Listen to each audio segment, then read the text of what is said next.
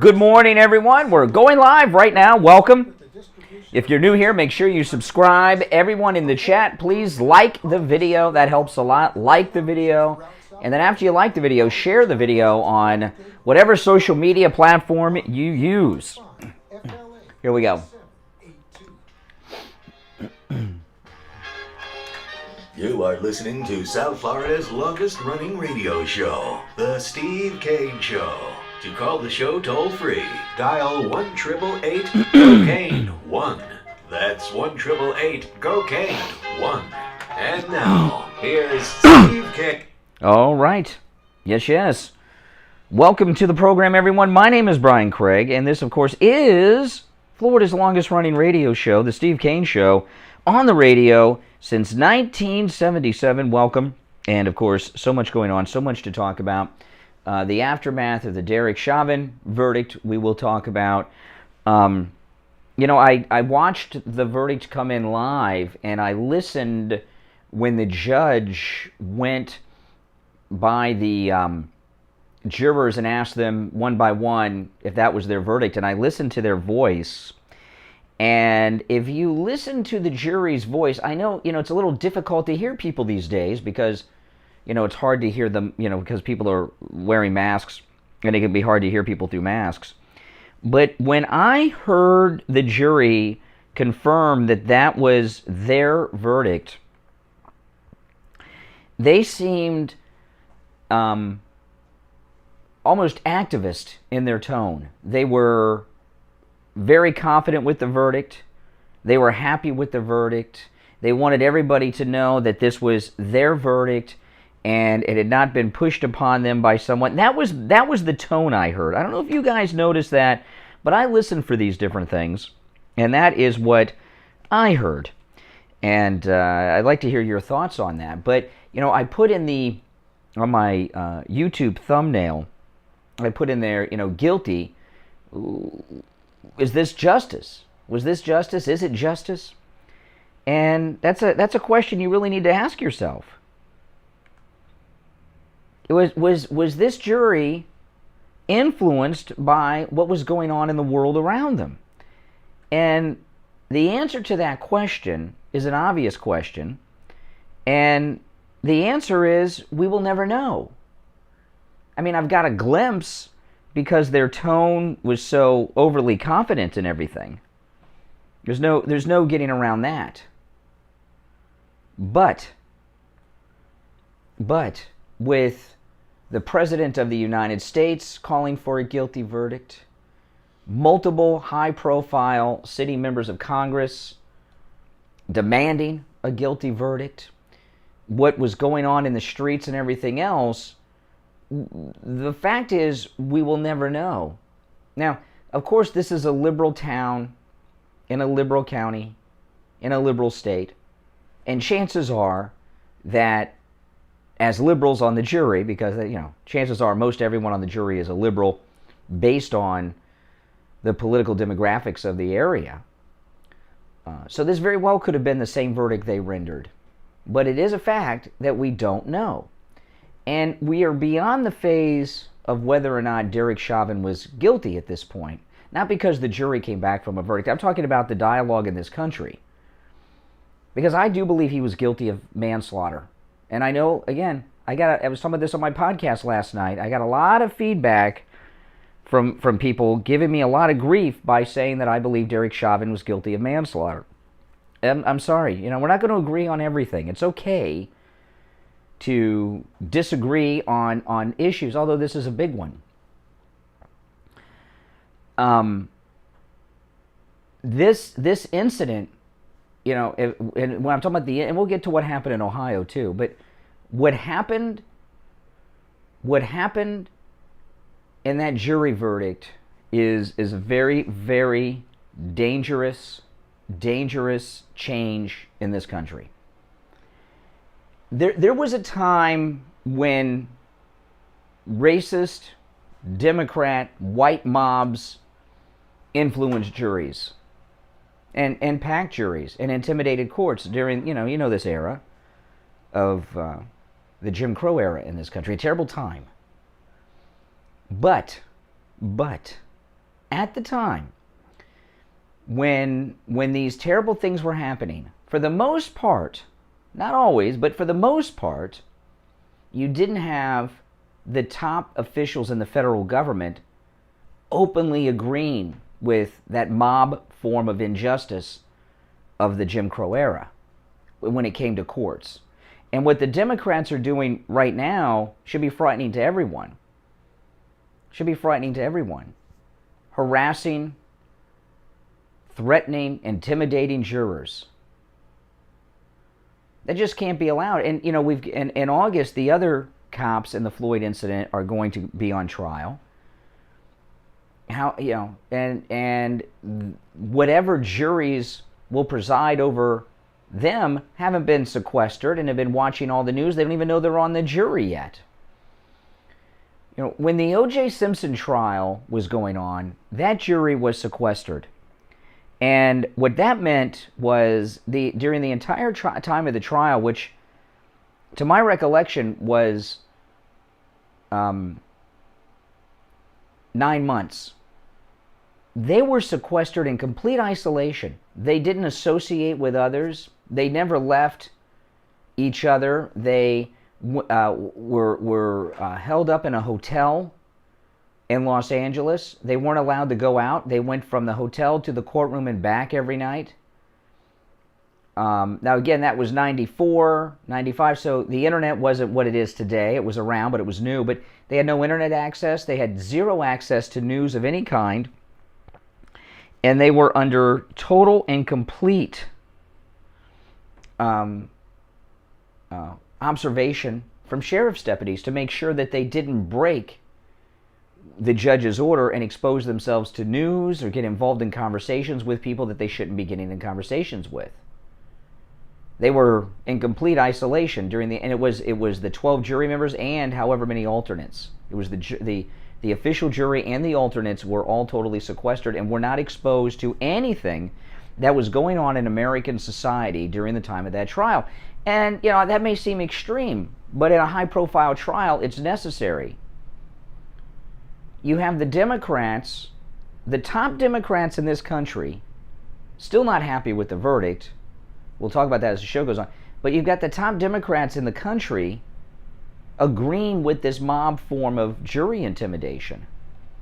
Last week, they were trying to fix the federal court system by adding to the number of people on the Supreme Court so Biden could get 2 or 3 more picks all at once.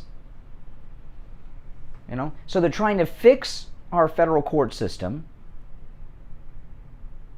They're supporting intimidation of courts and intimidation of juries. You see this happening this week.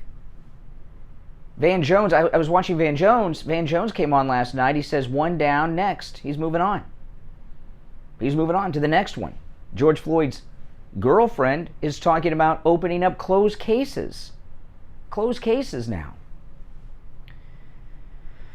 Yeah, well, this is, you know, since Biden, have you not noticed a complete change in what's going on in this country?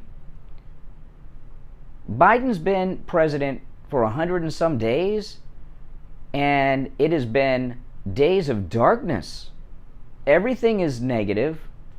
Every day, like this incident in Columbus, Ohio, which we will talk about later, but this incident in Columbus, Ohio, boom, they're moving on to the next one. Moving on to the next one. Every police-involved incident, whether it's a white officer and someone who's black, is going to become a national dialogue. The Democrats, the media, Biden, Kamala, they're tearing this country apart. The country has always been split politically about 50-50. It's always that way. Whoever the president is, half the country love him and support him, the other half can't stand. Right? At least the voters. So that's not new. But I remember when the squad first went to Congress, Tlaib and some they were radical activists before they went to Congress and were saying crazy things. And even Pelosi at that time Not now. Now times have changed. But at that time, Pelosi came out and said, there's a difference between being an activist and a member of Congress. And when you're a member of Congress, you have to behave accordingly, not like an activist. Well, that's not what's going on here. We have very radical people in the Congress. We have a president and vice president who are pandering to a very radical group. This is not the Martin Luther King era of civil rights. And this whole this is only the beginning. We still have to address systematic racism. That no longer exists, at least not towards non-white people. Systematic racism means that the system itself is racist. When you go to a government agency to renew your driver's license, to go to the post office, if you have to go to your local Social Security office, if you go to the VA hospital, what is the ethnic makeup of the majority of people in these government places? From my experience, throughout my entire life, it's been majority African American, no matter where I've lived. If systematic racism exists, how can the bureaucracy of our government, and by the way, this goes even for your local governments and county governments, city government, if systematic racism exists, meaning the system itself is racist, why are the large majority of people, from my personal experience, working in government African American? Doesn't make sense, does it? And you know, this thing that it will never end, and we have to go on and on and on. At what point, at what point will these activists, Obama, Tlaib, Ilhan Omar, AOC, Kamala, at what point will they say mission accomplished? Martin Luther King, wanted the integration of American society because the Democrat South still had segregation going on. We have that. And I know you guys maybe get tired of me and Steve referencing this, but I think it's very important. I have an interracial family. My daughter is black. Steve has 3 black children. My daughter's 22 years old. Steve's kids are older than my daughter. We have interracial families. I'm here to tell you that the only negative racial comments that my daughter has ever received are when she was in school from black kids, because her parents are white. She's never experienced this systematic racism that people are talking about. She's never experienced it. In fact, we don't even think about race. The only time it's ever on my mind is when I'm on the air talking about such things. And I think Steve will have a similar experience. And as I said to a caller the other day, I have one child, every grandchild, everyone down my line from now and forever will be a minority, will be black or interracial. I have one child, a girl. I'm not going to have any more kids. After my big birthday yesterday, no more kids. Too old for that now. I have a vested interest in race relations in this country going very well. And all I see from Kamala Harris, here we've had, in my opinion, if in the future, 100 years from now, 150 years from now, if I were around then and I was writing a book on the history of civil rights in America, the final chapter would be Barack Obama being sworn in as President of the United States the second time. Mission accomplished. We twice elected, I didn't vote for him, I'm not going to vote for a Democrat, but we twice elected an African American man to be president of the United States. Mission accomplished. Then we came in and had a white guy for 4 years, and now we have a minority female vice president of the United States. The final glass ceilings have been broken. If systematic racism existed, we wouldn't have elected and re-elected a black man to be president, and we wouldn't have a minority female vice president today if systematic racism existed. So what is the end goal here? When will they say it's over? I say never. You know, you saw a lot of articles yesterday, the end of the Castro era in Cuba. If you remember, Fidel and his brother always wore military fatigues. Always wore military fatigues. Rarely would you see them out of something else other than military fatigues. Do you know why that is? It's pretty simple. It's pretty simple. And if you're on hold, stand by. I'm going to, after I just finish here, I'm going to take a break and come back and go to your calls at 1-888-GO-CANE-1, 888-465-2631. The reason that Castro always wore military fatigues until the day he died is because, at least in public, is because that was his army uniform during the revolution, the Cuban Revolution, and the revolution in his propaganda was the revolution never ended. It's still ongoing. That's why he wore the fatigues. He's still fighting the revolution 50 years later.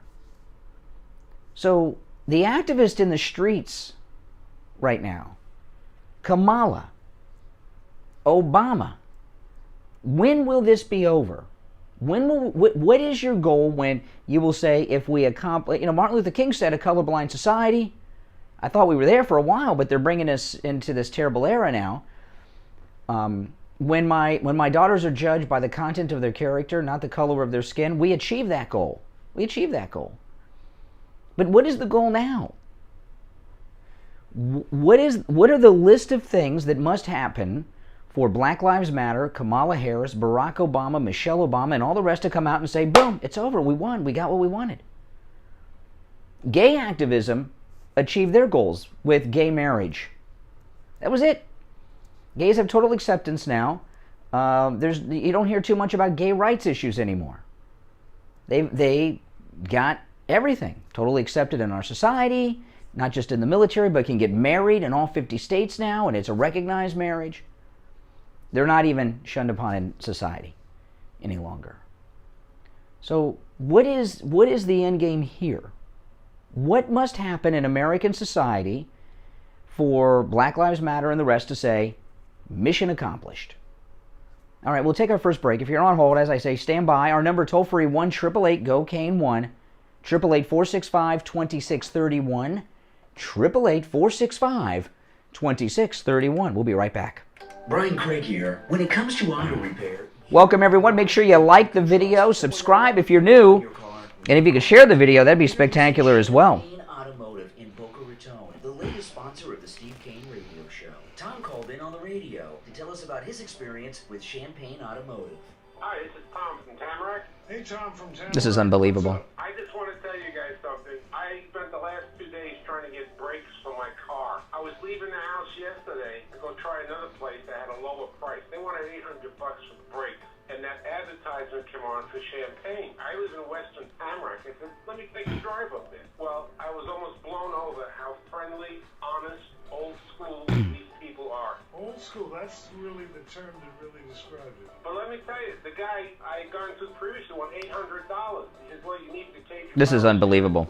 And Ed, the owner, put the car up in the So I have my iPad today, but I can't get on. It won't connect. It's not connecting on any internet. Misdiagnosed at the other place, you were dealing with a crook. Oh, absolutely. This guy wanted to sell me everything but a washing machine. I've tried everything. Now, this is our new sponsor. We have wanted for a long time to have an auto repair shop. When it comes to auto repair, that is the most difficult category for us to find as an advertiser, because most are like this guy you It's always something. the other day over in Tamarack. They're crooks. And we found Champaign Automotive. Ed, who's the owner, is a listener of the program. Try a reboot. Very, very highly recommended. So I appreciate you calling in and telling us the good story. Now, Champaign Automotive, they're in Boca off Spanish. Which I've already done. Immediately west. Why my iPad is not connecting to any Wi-Fi, I have no freaking idea, but it's ticking me off because I got all my show prep, all the articles I want to talk about there.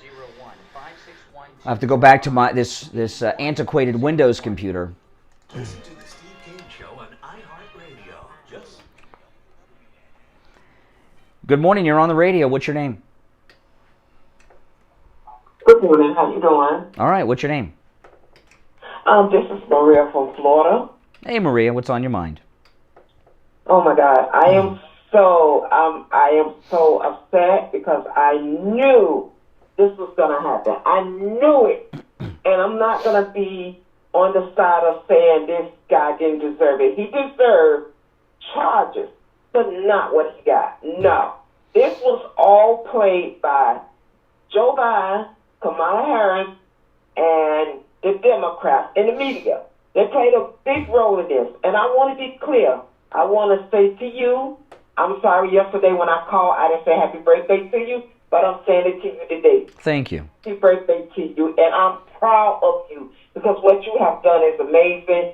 I am basically dealing with an injury that I can't overcome. I'm trying to overcome it, but it's very hard. But my emotions this morning, I am so upset. Well, tell me specifically, slow down, what are you upset about specifically? I'm upset about the fact that the Justice Department today, they made the right call. The jury, they made the right call. But it was the wrong way it was done. The judge knew this was going to be played out as, not as justice, but as, politicians interfering. And this was an interference. No doubt about it. This was an interference. Now, what the officer did was wrong. He deserved second-degree murder or maybe third-degree murder. Manslaughter, I'm going to put it like that. Didn't it seem almost like Biden and Kamala knew what the verdict was going to be in advance? Yes, it was in advance. I picked it up. My spirit was all last night. I knew this was going to happen and became our president. I was angry because I knew this guy is racist. And I can't express how angry and upset I am that LS. Well, what verdict would you have said was fair? You know, you followed this, the Derek Chauvin. What verdict would you have said was fair? I would accept him getting manslaughter. I accept him going to prison for what he done because he misused his power to get advantage of I don't know what. And some officers do it. But yeah, we have some bad cops, but we have some beautiful officers out there that do their job every day, and now they are going to be marked forever. Yeah. Joe, this is dead serious, and I can tell you from Steve Kane, I am angry that Joe Biden would be a better president than Trump. Yeah. Well, listen, I appreciate your call. Thanks so much, and I know it's a rough day. Good morning. You're on the radio. Yes. Hi, Brian. Good morning. This is John in Wellington. Hey, John. How are you? Great. The first thing we should discuss is your request for people to call in and tell you what the left really wants, what's their end game. Yeah. Power and to stay in office. The reason I say that is whether there is equality or not, they're always going to say that there is not. Yes. Because nobody needs the DNC unless you're a victim. Well, there you go. I mean, yeah, no, you answered my question. That was what I thought too. That's why I talked about Castro with the fatigues. The revolution was always going on and would never end because once the revolution is over, they have to have an election in Cuba, and there's a similar situation here with the Democrats. Exactly. Now, the reason I called was, sir, you and I are going to have to agree to disagree. I think that Mr. Chauvin was a sacrificial lamb. He was sacrificed by that jury to make sure that the cities didn't burn. Maxine Waters had her say, and that jury heard her loud and clear. Well, okay. Now, here's the thing. Disagreeing over the Chauvin verdict, that's cool, okay? But as Americans, we have certain shared values that as Americans we should agree on. And one of them is everyone having their day in court, being presumed innocent until proven guilty in court, and have a fair verdict rendered by a jury of your peers. And now what we've moved into is mob intimidation of the jurors. Now, the jury may have come back with this verdict regardless, but as Americans, one thing we shouldn't be disagreeing on is our impartial jury system. And they're trying to pack our federal courts. They're intimidating juries.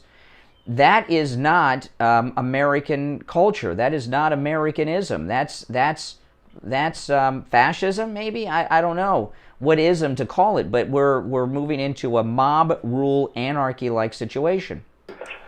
Yeah, I agree with you 100% on that, and I don't think he had a fair trial. And up until Maxine Waters opened her mouth, he might have had a fair trial, but once she made that ridiculous statement or series of statements, all bets were off. Yeah, now one thing I know we agree on is that if you want to get the best night's sleep you've ever had, you got to get that MyPillow mattress topper from MyPillow.com. Yeah, I got mine a long time ago. Oh, man. The only problem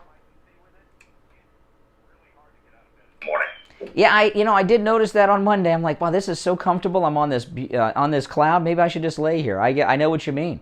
But yeah, all right. Appreciate the call. Yeah, that MyPillow mattress topper, 30% off with the promo code KANE, K-A-N-E, at checkout at MyPillow.com. I've been sleeping on it 4 nights, and I told you guys, my first night was Saturday night. I woke up Sunday morning after the sun came up for the first time in years. I always wake up at 4 and 5 o'clock in the morning on Sundays. On Saturdays, too, because I don't have to be here on the air at 6, but I still wake up. But this Sunday, first night sleeping on the MyPillow mattress topper, I slept in until the sun was up. I couldn't believe it. And every morning this week, it's Wednesday, every morning this week, for the first time in many, many years, I woke up when my alarm went off. I didn't wake up 20 minutes or 30 minutes or an hour before. I've woken up when the alarm went off. It's because of the MyPillow mattress topper, and my wife was suffering from some pretty rough back pain and shoulder pain. That's why we got the MyPillow mattress topper, hoping it would give her relief. And Sunday morning, she woke up for the first time in months with no back pain and no shoulder pain, and it has not returned. So go to MyPillow.com, support Mike Lindell, support the Steve Kane Show, of course, as well. Go to MyPillow.com and order a MyPillow mattress topper. Make sure you use the promo code KANE at checkout, K-A-N-E, and save 30% off, and you get 2 free MyPillows included in that order. They come in the box. Now, if you go to my YouTube channel, Brian Craig on YouTube, Saturday I made a video, my wife and I, unboxing the MyPillow mattress topper in our bedroom and making the bed. You can see it for yourself and how it fits on the bed and everything else. I even lay down on it. You get to see a whole demonstration of the MyPillow mattress topper with my wife and myself on my YouTube channel. Check it out. You can also order by phone, 1-800-716-4879. 1-800-716-4879. Promo code KANE, K-A-N-E. If you're on hold, don't go anywhere. We're going to take a quick break and be right back after this. Got you covered. AM 1470, FM 95.3, 96.9. South Florida's FM Money Talk Radio Network. WWNN, Pompano Beach. If you suffer with diabetes, did you know there's a 25% gotta walk chance over that here. you will develop a foot ulcer at some point in your life? And foot ulcers, when you have diabetes, can lead to severe health consequences up to and including amputation. Now, Medicare recognizes the importance of preventative foot care and has provided coverage for those of you who are at-risk patients. I want to introduce you to my good friends at the Sole Authority. At the Sole Authority, at little or no cost, you can receive your very own pair of therapeutic shoes made specially for diabetics. You're probably not aware, but as a diabetic Medicare recipient, you are entitled to 1 pair of high-quality diabetic shoes with 3 custom inserts per year. These are not the ugly Frankenstein shoes. These are name-brand shoes. They're stylish. They'll provide you with the extra width and extra depth to stop diabetic foot problems before they begin. Oftentimes, amputation due to diabetes is preventable, and one of the preventable measures that is most effective is wearing the proper shoes. Call the Sole Authority at 954-597-7060 or online at thesoulauthority.com. That's THESOLE authority.com. Tell them Steve Kane sent The you. Steve Kane Show is brought to you by Attorney Barry Siegel at the Siegel Law Group. Are you concerned with the distribution of your assets at the time of your passing? All right, we're coming back. Call the Siegel Law Group with 9 offices throughout South Florida, from Palm Beach Gardens to Coral Gables. Call toll-free. My iPad will not connect to the internet. FLA 3782. Listen to the Steve Kane Show on Great. iHeartRadio. All right, welcome back, everyone. I'm Brian. This is the Steve Kane Radio Show. Steve will be joining us a little later. Florida's longest-running radio show, of course, on the radio since 1977, and we're talking about the verdict yesterday. We'll get into this new case in Ohio in just a little bit, but asking for your thoughts and processing the Chauvin verdict yesterday. Was that justice? Did Chauvin receive a fair trial? And what about the other officers? Their trial is beginning in August. Can they receive a fair trial after this? Oh, boy. Boy. And did it seem as if Biden had like some prior knowledge to what was happening here? Let's go back to our phones. 1-888-GO-KANE-1. You're on the radio. Good morning. Hey, it's Mike and Luke. Hey, Mike. I believe he was guilty. I do not believe he got a fair trial. I think, I don't know, I will never know, no one ever know, what was the mindset of those jurors after questioning hundreds of people? They got 12 jurors. Yeah. They all agreed on he was guilty, but I think they overturned him. I still say, I call him Florida, we call him Florida, it's involuntary manslaughter. I believe that is he's guilty on that. Now, the other two, I don't know. Do you believe that maybe the judge in a week or so is going to put down the, when he gives the sentence, whenever he does that, do you believe he could possibly maybe vacate 2 of the harder sentences? Could he what to the heart? Oh, no. This judge is a Democrat. You know, and you know what? I'll tell you something. Derek Chauvin's a Democrat, too. It's a Democrat town, it's a Democrat state, and if Derek Chauvin were a Republican, that would have been reported. Yeah, and I'll tell you, I bet you this cop in Columbus, Ohio that shot the girl with the knife, I bet he's a Democrat too. These are very you know, these police-involved incidents happen in very liberal areas where they don't have respect for police, and the police, because these are Democrat strongholds, typically are Democrats, plus they're government workers. So, you know, Derek Chauvin is a Democrat. I promise you he's a Democrat. The thing is that I agree with you. This is going to be ongoing till the end of time. They're never going to stop this. Every time something happens, they're going to blame it automatically.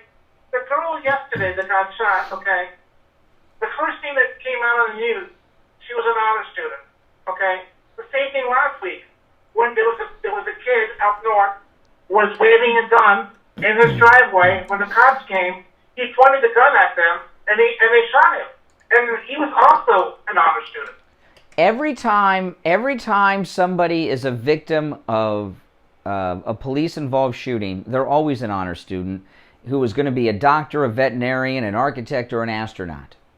Now, you know, this incident in Columbus, Ohio, the police are trying to, you know, this is a very liberal city, Columbus, Ohio. In fact, it's so liberal, you know, this is my hometown, Columbus, Ohio. You guys hear me reference. Columbus, Ohio is so liberal that they're even seriously have been talking about changing the name of the city from Columbus because of the colonization.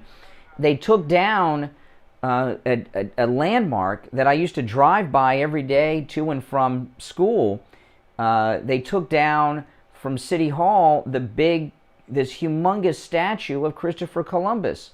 You know, so you know you gotta. So the cop that shot this girl is also probably a Democrat. So maybe the problem's not with police in this country. Maybe the problem is with Democrat police. Yeah.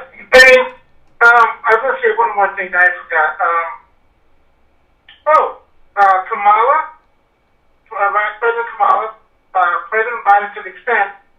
And Nancy Pelosi, it's not enough. This should prove to people who vote for these people that these people are frauds. Yeah. Yeah. They don't care about common people. They only care about themselves, and they care about their money. Yes. My president and founder, she's got 4 houses. Where is she getting the money from? Yeah. And just like Bernie Sanders in summer camp in Vermont. These people are all frauds, and people keep falling for it. And I know Steve has said the same thing, especially in New York. Look at Cuomo. It's been over 2 months now. He's still there. Yes. It's ongoing. Yeah. Yeah. All right, Mike and Boca, appreciate the call. Thanks so much. All right, good morning. You're on the radio. What's your name? Good morning, Brian. How are you today? I'm doing all right. How are you? This is Wisconsin Gary, currently in Des Moines, Iowa, waiting to get unloaded. But it's the only thing I'm going to say. I mean, did he get what he really deserved? I think it was a little much. Yeah. I think with everything that happened, it's going to go to an appeal, and I think the higher courts is probably going to strike down, and it'll probably have to come back to the lower courts. But I think his conviction was a little too much. I didn't know that you could get I didn't know you could get convicted of both murder and manslaughter like that. Right.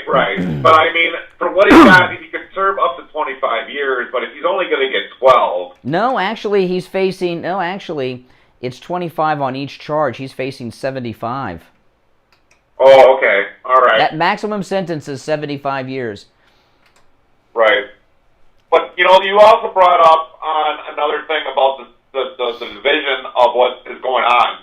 I'm out here nonstop, and I talk with other drivers. It doesn't matter if they're black, white, Vietnamese. You know, I can talk with anybody out here, and there's really not much division. The only division that I happen to see is what I always see on the news, maybe on some podcasts.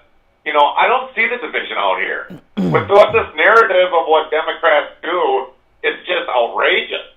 You know, they constantly got to push saying, oh, there's division here, all this other stuff. You know, it's just outright. I mean, you know, have you seen the video of the girl that was shot in Columbus, Ohio yesterday? And I'm going to bring up a small topic about Columbus. Columbus, less than a month ago. The place has got trash all over the... Oh, yeah, it's a dump. It's a dump, you know, and when I you know, I'm in beautiful Florida now. I lived in Ohio and Columbus as a child. But Columbus used to be a beautiful city, and there's a YouTuber that I watch. His name's Justin Scard, and he doesn't do politics. He just travels around, you know. And he went to Columbus, and I told my wife. My wife's never been to Columbus. Oh, I said, let's watch this. I was embarrassed. It's a rundown dump now. It used to be a beautiful city, and it's an embarrassment, Columbus, Ohio, now, because it's always been a Democrat town, but this new wave of Democrats who are as competent as Mayor Dinkins was in New York back in those days. But here's the thing: this girl in Columbus, the police body camera footage is quick and jerky, but I saw this. They took the stills out from it. When that cop pulled up, she had a knife. She had a girl up against a car, and she had the knife pointing to the girl. When the police pulled up, you know, you would think she'd stop fighting, but you know, and they say that she was the victim of the attack in the first place. I don't know, but a cop rolls up. She's got a knife. She's got a girl up against, and she was a big girl, and the girl up against the car is a skinny little thing. You know what? I based on what I've seen, the cop made a very difficult choice, but I think he did what he had to do. She didn't drop her weapon. Yeah. All right, take care. Thanks for the call. All right, take care. Let me take one more call, and then we'll break. Good morning. You're on the radio. Good morning, Brian. It's Andrea. Hey, Andrea. So, just a couple of things. What, in my opinion, what you saw yesterday was our justice system bowed to mob rule. Now, do I think that Chauvin was responsible for the death of Mr. Floyd, there were many reasons why that man died. Why they took him out of the back of the... Well, I think we're beyond that part now, okay? But what we're talking about now is, it's not really a debate over his guilt or not. The debate was he given a fair trial with an unsequestered jury, with violence and with presidents and Congress people calling on his conviction? In my opinion, that would be no. I don't think that he got a fair trial. I think that there was jury intimidation. I think what Maxine Waters did was absolutely despicable, and she should absolutely be removed from Congress, period. However, what I found actually laughable, actually made me laugh, was when Kamala Harris, the person responsible for jailing more black men than probably any prosecutor in the whole United States, and used them for slave labor and denied them their parole, made a statement that now she's about reform. Well, okay, now let me tell, for people that don't know, you know, when Kamala was Attorney General of California and Biden was a senator, cracking down on crime was a big deal. Bill Clinton, remember the 3 strikes you're out. So Kamala, at the time, it was in vogue for Democrats to be strong on crime, and Kamala Harris and Joe Biden combined are responsible for more black people losing their freedom than any other 2 Americans in our history. And I'm talking about going back to the days of slavery. How many black people, because it was women too, were incarcerated because of California Attorney General Kamala Harris and senior U.S. Senator Joe Biden supported that crime bill? Millions, maybe. Hundreds of thousands, certainly. There are no 2 individuals who are responsible for as many black people losing their freedom, and at least in our modern times. And she did it because it was the in vogue political thing to do at the time, to get to the next office, which was senator. So, you know, she has no convictions, just her personal advancement. But this is, in my opinion, this is now not about justice. Now it's about revenge, right? So now what they're essentially, the standards that they have set, and I mean all the way across the board, is that it is okay if you are a person of color to inflict violence on anybody and work. Yeah. That minorities need to remember is that the Democrats have always been the party of racists. They've always been the party of slaves. So while you're having your moment now, I strongly caution, because they will flip on a dime. Oh, the Democrat. Oh, yeah. Oh, yeah. They are just that evil. They are. All right, Andre, I got to run for our break, but thanks for the call. If you're on hold, stand by. We're going to take our last break of the first hour. If you're new here, we are live 3 hours a day right here in Morning Drive from 6 until 9 a.m., Monday through Friday. We'll be back right after this.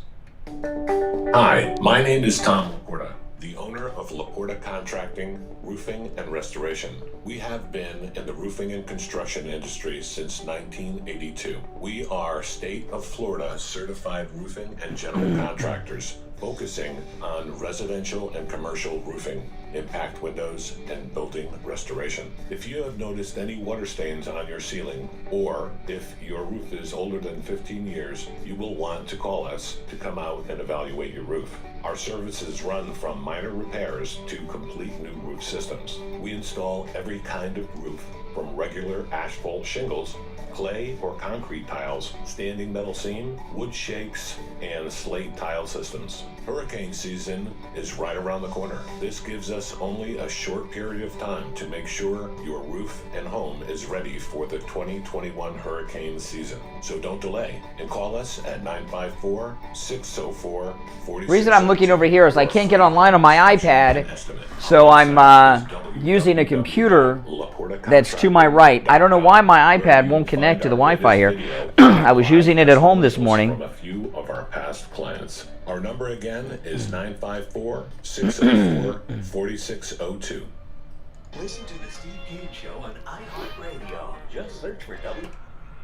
All right, 49 minutes after the hour. I'm Brian. We are back. You're listening to the Steve Kane Show, Florida's longest-running radio show, on the radio since 1977. You know, we are in. I don't care if it's not official yet. We're in rainy season. I mean, it's raining all the time, every day, pretty hard too. And I've noticed some strong wind gusts this rainy season. Call Tom Laporta at Laporta Contracting. He's a great guy. He's a big Trump guy.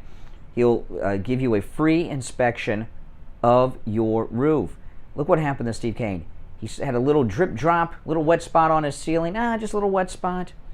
Let it go, let it go. Now his house is filled with black mold. He's getting a whole new roof, and he's getting about half of the drywall in his home replaced because he let it go, and that water was dripping into his drywall, and he and his family have been exposed to this deadly, unhealthy black mold. It's a big project that could have been avoided. Maybe if Steve would have called Tom Laporta early on, maybe he would have just needed a simple repair. Who knows, right? By the way, he does more than just your roof. Tom Laporta at Laporta Contracting does anything that you need done. In fact, someone called me the other day asking me about this off the air. They need a new office built in their home. And I said, yeah, Tom Laporta, he does anything that's contractor related. You might also want to talk to him about hurricane shutters and impact windows. I have both. I have impact windows and hurricane shutters on my house. And let me tell you, having impact windows during a hurricane is so wonderful because you can see out of your house. Talk to Tom Laporta about this. You know, I know, right? You know, we went through a hurricane without the impact windows. We had the shutters up, and you can't see out. You don't know what's going on outside, and it's not fun. And being able to see what's going on outside makes the hurricane, even when we're getting that big storm over us and hitting us, it makes it a lot easier because you can see what's going on outside. It's really calming to have the impact windows. Talk to Tom Laporta about that as well. Okay, give him a call, 954-604-4602. Don't wait for hurricane season. You want to make sure that your roof is going to get you through hurricane season. If Steve Kane had not called Tom Laporta and a hurricane hit over there in Cooper City, Steve would have been done. His house would have been gone. That's right. So call Tom, 954-604-4602. And I'll tell you this, I haven't talked to Tom about this, but another thing I'll recommend, have Tom check out your garage door. He's a contractor. He does all this stuff. I have a Hurricane Miami-Dade Code garage door. That's a big open. When a hurricane comes, that garage door, if that goes, and most houses don't have that. And I do. When my garage door is shut during a hurricane, my home is a fortress during a hurricane. I have no worries whatsoever. And you won't have worries too if you call Tom Laporta, 954-604-4602. All right, back to our phones. Good morning. You're on the radio. What's your name? Grant's my name. Hey, Canada. What's up? Just one question for you. Nobody's asked the question. What? Wait. Up in their vehicle and left the scene. I don't know. You know, listen. The problem with video cameras, even body cam from the police and people's cell phones, is you never catch the original incident, right? People start filming after the initial spark.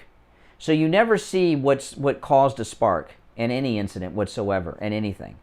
So you don't really have context in any of these things. I'll tell you this. I saw I watched the trial, and I saw the surveillance footage from inside the store. What is that, Cup Foods, whatever it's called? And he looked high as a kite to me in that store. Yeah, he couldn't stand up straight. Meanwhile, what part of Canada, or what province are you in? Ontario. You're in Ontario. You know, I got to tell you, you guys, you know, are you locked down there? We're in total lockdown till the 23rd of May. Now, what does that mean? This Canadian lockdown. What are you limited to? What can you do and what can't you do? Well, we have the essentials, like we can go to the store. Oh. One Walmart here, we can go there, but the shelves on one side of the aisle are all taped off. So basically, you walk into an aisle that sells bread on one side and cards on the other. You can't buy a card, but you can buy a loaf of bread. 6 feet away, mask mandation. And, actually, they're even up here in Ontario, we've got 88,000 fish fillets, and our boat launches are shut off. Yeah, and on top of that, the Canadian southern border, which is our northern border, is completely locked down because of COVID. We can't go to you, you can't come to us, but if you're on the southern border, you can just walk across anytime, day or night, and you're welcomed here. House right down the street from where I'm standing in Florida. I mean, literally 1 mile from where I'm broadcasting from. I guess they're my Canadian cousins because of my sister's cousins. They have a house here, pretty nice, expensive house. They can't come visit it. They're not allowed. And I've seen what's going on with your churches in Canada. Scary. It's scary. You can pack the people on planes, but you can't pack it into the church. Yeah. You can't even basically distance yourself. Even if they took half the people, they still won't open the door. Well, you know where you Canadians went wrong. You only have yourselves to thank for this. The 13 American colonies were not the only colonies. The colonies in Canada didn't join us in our revolution to throw out the redcoats. If you would have joined us and become a part of the American Revolution in 1776, you'd be free today. So you have only yourself to thank, you and your loyalist ancestors. But I'll tell you this, the reason I talk about Canada and America so often is because Americans don't realize how good we got it. Just because they speak English in Canada, in the UK, and Australia doesn't mean they have the freedoms we have. This man can't go to church today, or Sunday, or any day. Can't even go out of his damn house hardly, right? Just because they speak English doesn't mean they have the American freedoms that we take for granted. And you need to follow what's going on in these throughout the rest of the English-speaking world because there's no freedom.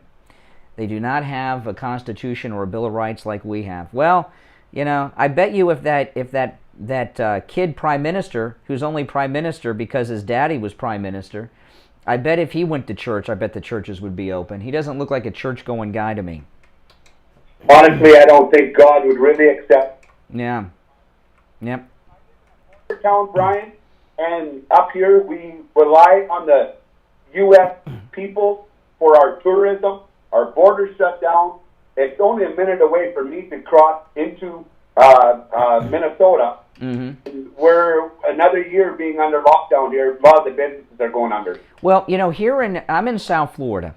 Okay, I'm in Boca Raton, Florida, is where I'm speaking to you from. If you want to look that up on a map, okay. Here in South Florida, we have a lot of Canadians who come down here during the winter time. We call them snowbirds, and they're pretty important to the Florida economy. Florida is open more than any other place on the planet, but we still don't have our tourists back.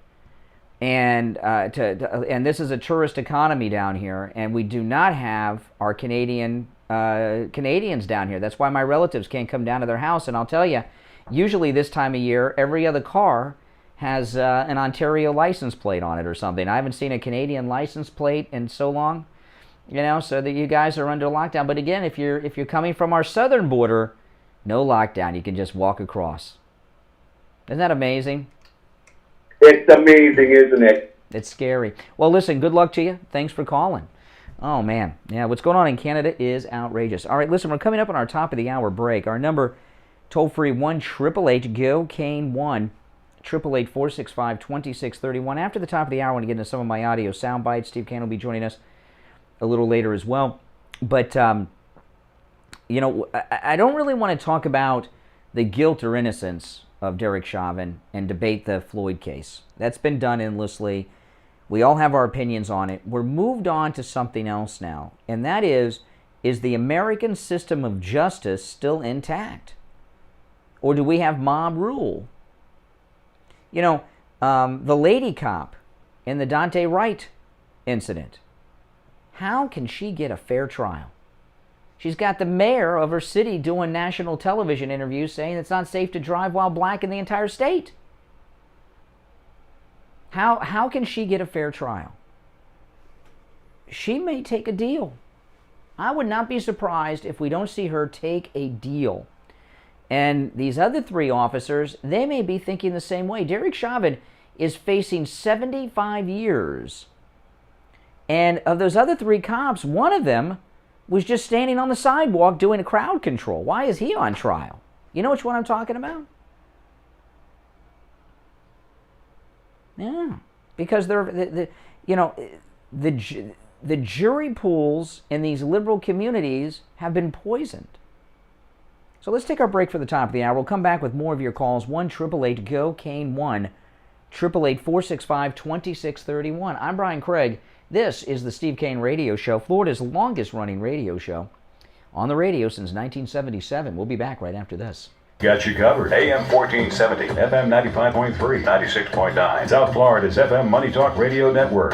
WWNN, Pompano Beach. Hi, Brian Craig here. We've been telling you on the Steve Kane Show, for coronavirus testing, stop by any lab test now of Coral Springs and any lab test now of Boca. One of our longtime sponsors, Dr. Mitch Matez of the Boca Raton Center for Age Management, went to any lab test now of Boca for coronavirus testing this weekend, and he called in live on the radio to share his experience. Listen, Brian, I have a great experience to tell you about. I went to any lab test now on Friday. Now this I can't figure out. My iPad will not connect to any Wi-Fi. Even the Wi-Fi hotspot that I have for my cell phone carrier, I don't understand. I've rebooted it 3 times. It says it's connected, but it doesn't show me the bars, and it won't pull up a website.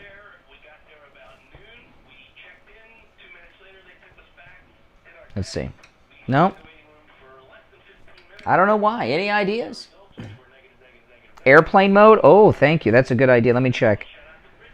Nope, it's not in airplane mode. I just took it out of airplane mode. I put it in airplane mode and took it out just to make sure. It is not in airplane mode. That was a good guess. Turn the Wi-Fi on and off in the settings. I've done that, but I'll do it again. Wi-Fi is on. Wi-Fi on. It's aggravating because I got all my articles here, and this computer's kind of too far away for me to read through the articles. I've restarted it 3 times. I've tried on the local Wi-Fi we have in the building. I cannot connect with my cell because I'm streaming with my. I got an iPhone 12 Pro. I'm streaming on YouTube with that. But I've got 2 Wi-Fi systems here at the radio station, plus a hotspot from my cell phone provider. Clear the cache. What's that got to do with it? Okay, I'll do it. I'm desperate. Let me clear the cache. 561-237-5009. 561-237-5009. Any lab test now of Coral Springs. If my daughter was here, she would get it. My daughter's nickname is Tech Support. That's what we call her, Tech Support. Their number, 954-906-5983. Any lab test now of Boca and any lab test now of Coral Springs. Make sure you tell them you heard about them on the Steve Kane Show. We've got you covered. AM 1470, FM 95.3, 96.9. South Florida's FM Money Talk Radio Network. WWNN, Pompano Beach. Have you gone without insurance through the Affordable Care Act because you thought you couldn't afford it? The times are changing. I have exciting news. Okay, I've cleared the cache. With the signing of the American It is not in airplane mode. I'm going to reboot it again after I've done all that. And we'll see what happens. Even people making over 400% of the federal poverty level can get insurance now and not pay more than 8.5% of their income. There's talk of people currently paying less. Oh, you start talking about protocols, you're out of my possibly pay $0 out of my area. It doesn't cost anything to check, but everyone must take action. This special election period will end, but the sooner you take action, the sooner you can start saving money. Call Dan at I Will Advisors, 954-753-8080. 954-753-8080. The Steve Kane Show is brought to you by Attorney Barry Siegel at the Siegel Law Group. Are you concerned with the distribution? Coming back. Everybody in the stream, please like the video. Call the Siegel Law Group with 9 offices throughout South Florida, from Palm Beach Gardens to Coral cables. Call toll-free 1-855-FLA-3782. You are listening to South Florida's longest-running radio show. Yeah, The Steve it connects for a second, and then it doesn't show me the bars anymore. 888-COCAINE 1. That's 1-888-COCAINE Sucks. 1. And now, here's... All right, hour number 2 has begun. I'm Brian Craig. That's right. This is the Steve Kane Radio Show, Florida's longest-running radio show on the radio since 1977. Welcome back. Hour number 2 has begun. And we've been talking, of course, about our American justice system. Do we still have one? Is it intact? Is it not? What is the future as the Democrats try to pack our federal courts to fix those courts? And I got to tell you something. We have the smartest audience of any other radio show. And I'm just going to tell you guys what happened during the break. These people in this audience are very, very smart. I have my iPad here, which I am very dependent upon. It has all my show prep on it. You know, when I do my show prep in the morning, early on, I do 2 things. I read the latest news and any article, and this goes for all day. I do this all day. I tweet any article that I've read. I may talk about it on the radio. I may not. I may reference it. I may read some of it on the radio. But anything I read that's newsworthy, I tweet. So if you follow me on Twitter, you get my stack of stuff. And it's nice because it's there forever. And the other thing I do is get audio sound bites together. And when I cannot get on the internet, I'm at a severe disadvantage. We go talk radio old school without that. And my iPad, all morning for the first hour, I'm here. I couldn't get on the internet. I could not connect to the Wi-Fi here at the radio station. Couldn't connect to my Wi-Fi hotspot for my cell phone provider. And I asked our listeners during the break that are watching on YouTube for their help, and people gave me several things to do on my iPad. It took about a minute, and boom, here I am. I'm on the internet. So we have a very smart audience. We'll start calling our audience. My daughter's nickname, because she helps us with all the tech issues we have in the family, we call my daughter Tech Support. That's her nickname, Tech Support. I'm not kidding. So I can't use Tech Support, but I need to come up with something new for our listeners other than Tech Support, because you guys just saved this program today. You just saved this program today because we got a lot of stuff to talk about. All right, now listen, welcome back, everyone. Our number toll-free, 1-888-COCAINE-1. Your thoughts and reactions to the verdict yesterday certainly are welcome. But I want to talk about this story in Columbus, Ohio, with this girl with the knife that was shot. The video from the police body cam is quick, it's fast, it's jerky. However, many news sources online have taken frame-by-frame images from the video, and you can clearly see when the officer arrives, the girl, who's very big, has this skinny girl in a was that a pink tracksuit, up against the car with a knife. She didn't drop the knife. And the cop shot and took her down, and she died. And it's terrible. I don't see anyone lose their life. But what was he to do? Wait for the girl to get stabbed? I don't know. But Black Lives Matter is incredibly active in Columbus, Ohio. See, this is what's going on with the media and with the Democrats right now. They have multiple agendas going on here. They've just moved on. They're moving on now from Chauvin because he got convicted yesterday. They've got the mobs out. Maxine's mobs are all over the country out there. They want to keep them out there, so now they've grabbed onto this. This is what the media do. It's a major manipulation, and I'll tell you, I've seen this happen before. Sometimes during the summer, news can be slow, and you'll start to see a lot of stories about shark bites off the beach, swimmers. Mostly Florida. And almost every day during slow periods in the summer, you'll turn on Fox, CNN, MSNBC, shark bites, shark bites. I've lived in Florida almost my entire life and always near the beach. I've never known anyone that's gotten bitten by a shark. But if I watch the news during those periods, it seems like it's scary as hell to go in the ocean. I don't know anyone personally who's been bitten by a shark.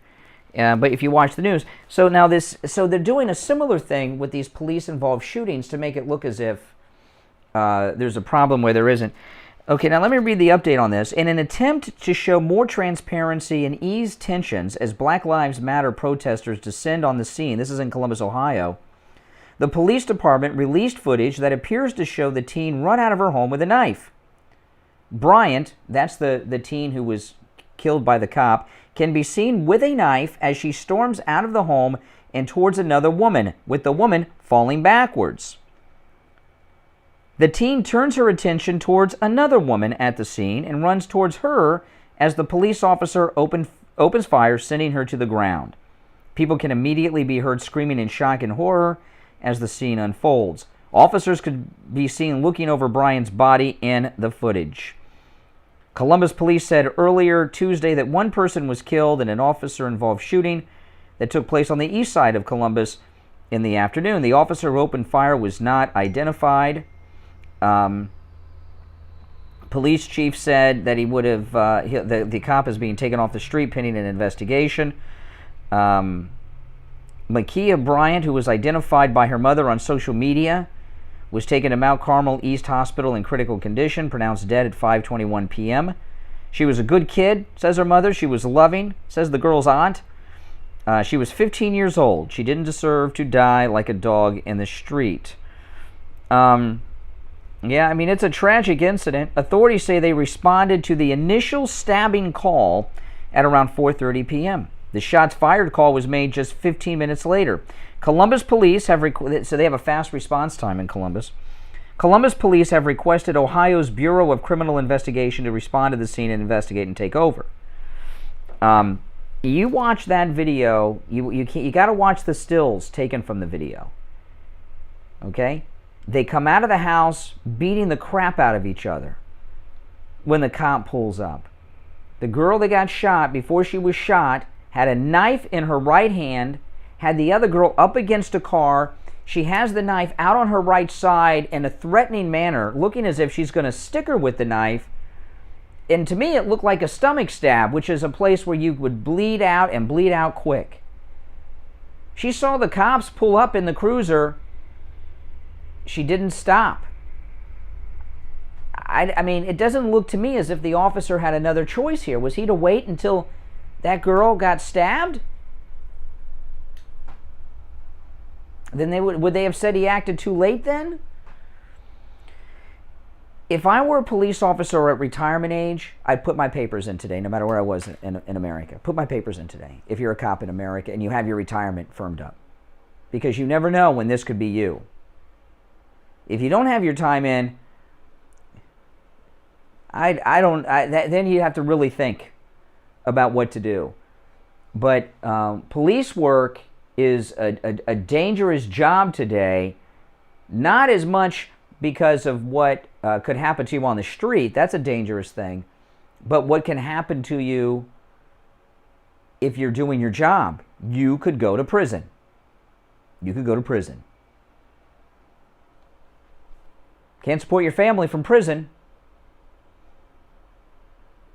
So police officers have a lot of reflection to do today. We are going to see, they talk about defunding of the police. There is going to be a massive wave of retirements, which is terrible because retirements, those are senior officers with the most experience. But you're going to see fewer and fewer becoming police. You're going to see more retirements. We need more police on the streets. In my neighborhood, I got a lot of cops that live in my neighborhood. It's Copland. And they work at different departments all over the area. And they have their cruisers home and their driveways from different departments. And that's awesome. That's wonderful. I love it. And do you know why police get to take their cruisers home with them? Do you know why? It's a great benefit. The cops like it, but do you know why? It's so that the community, at least this is the thinking behind it. They don't do it just for a benefit. The thinking behind it is it shows the community that there's a larger police presence on duty than there actually is.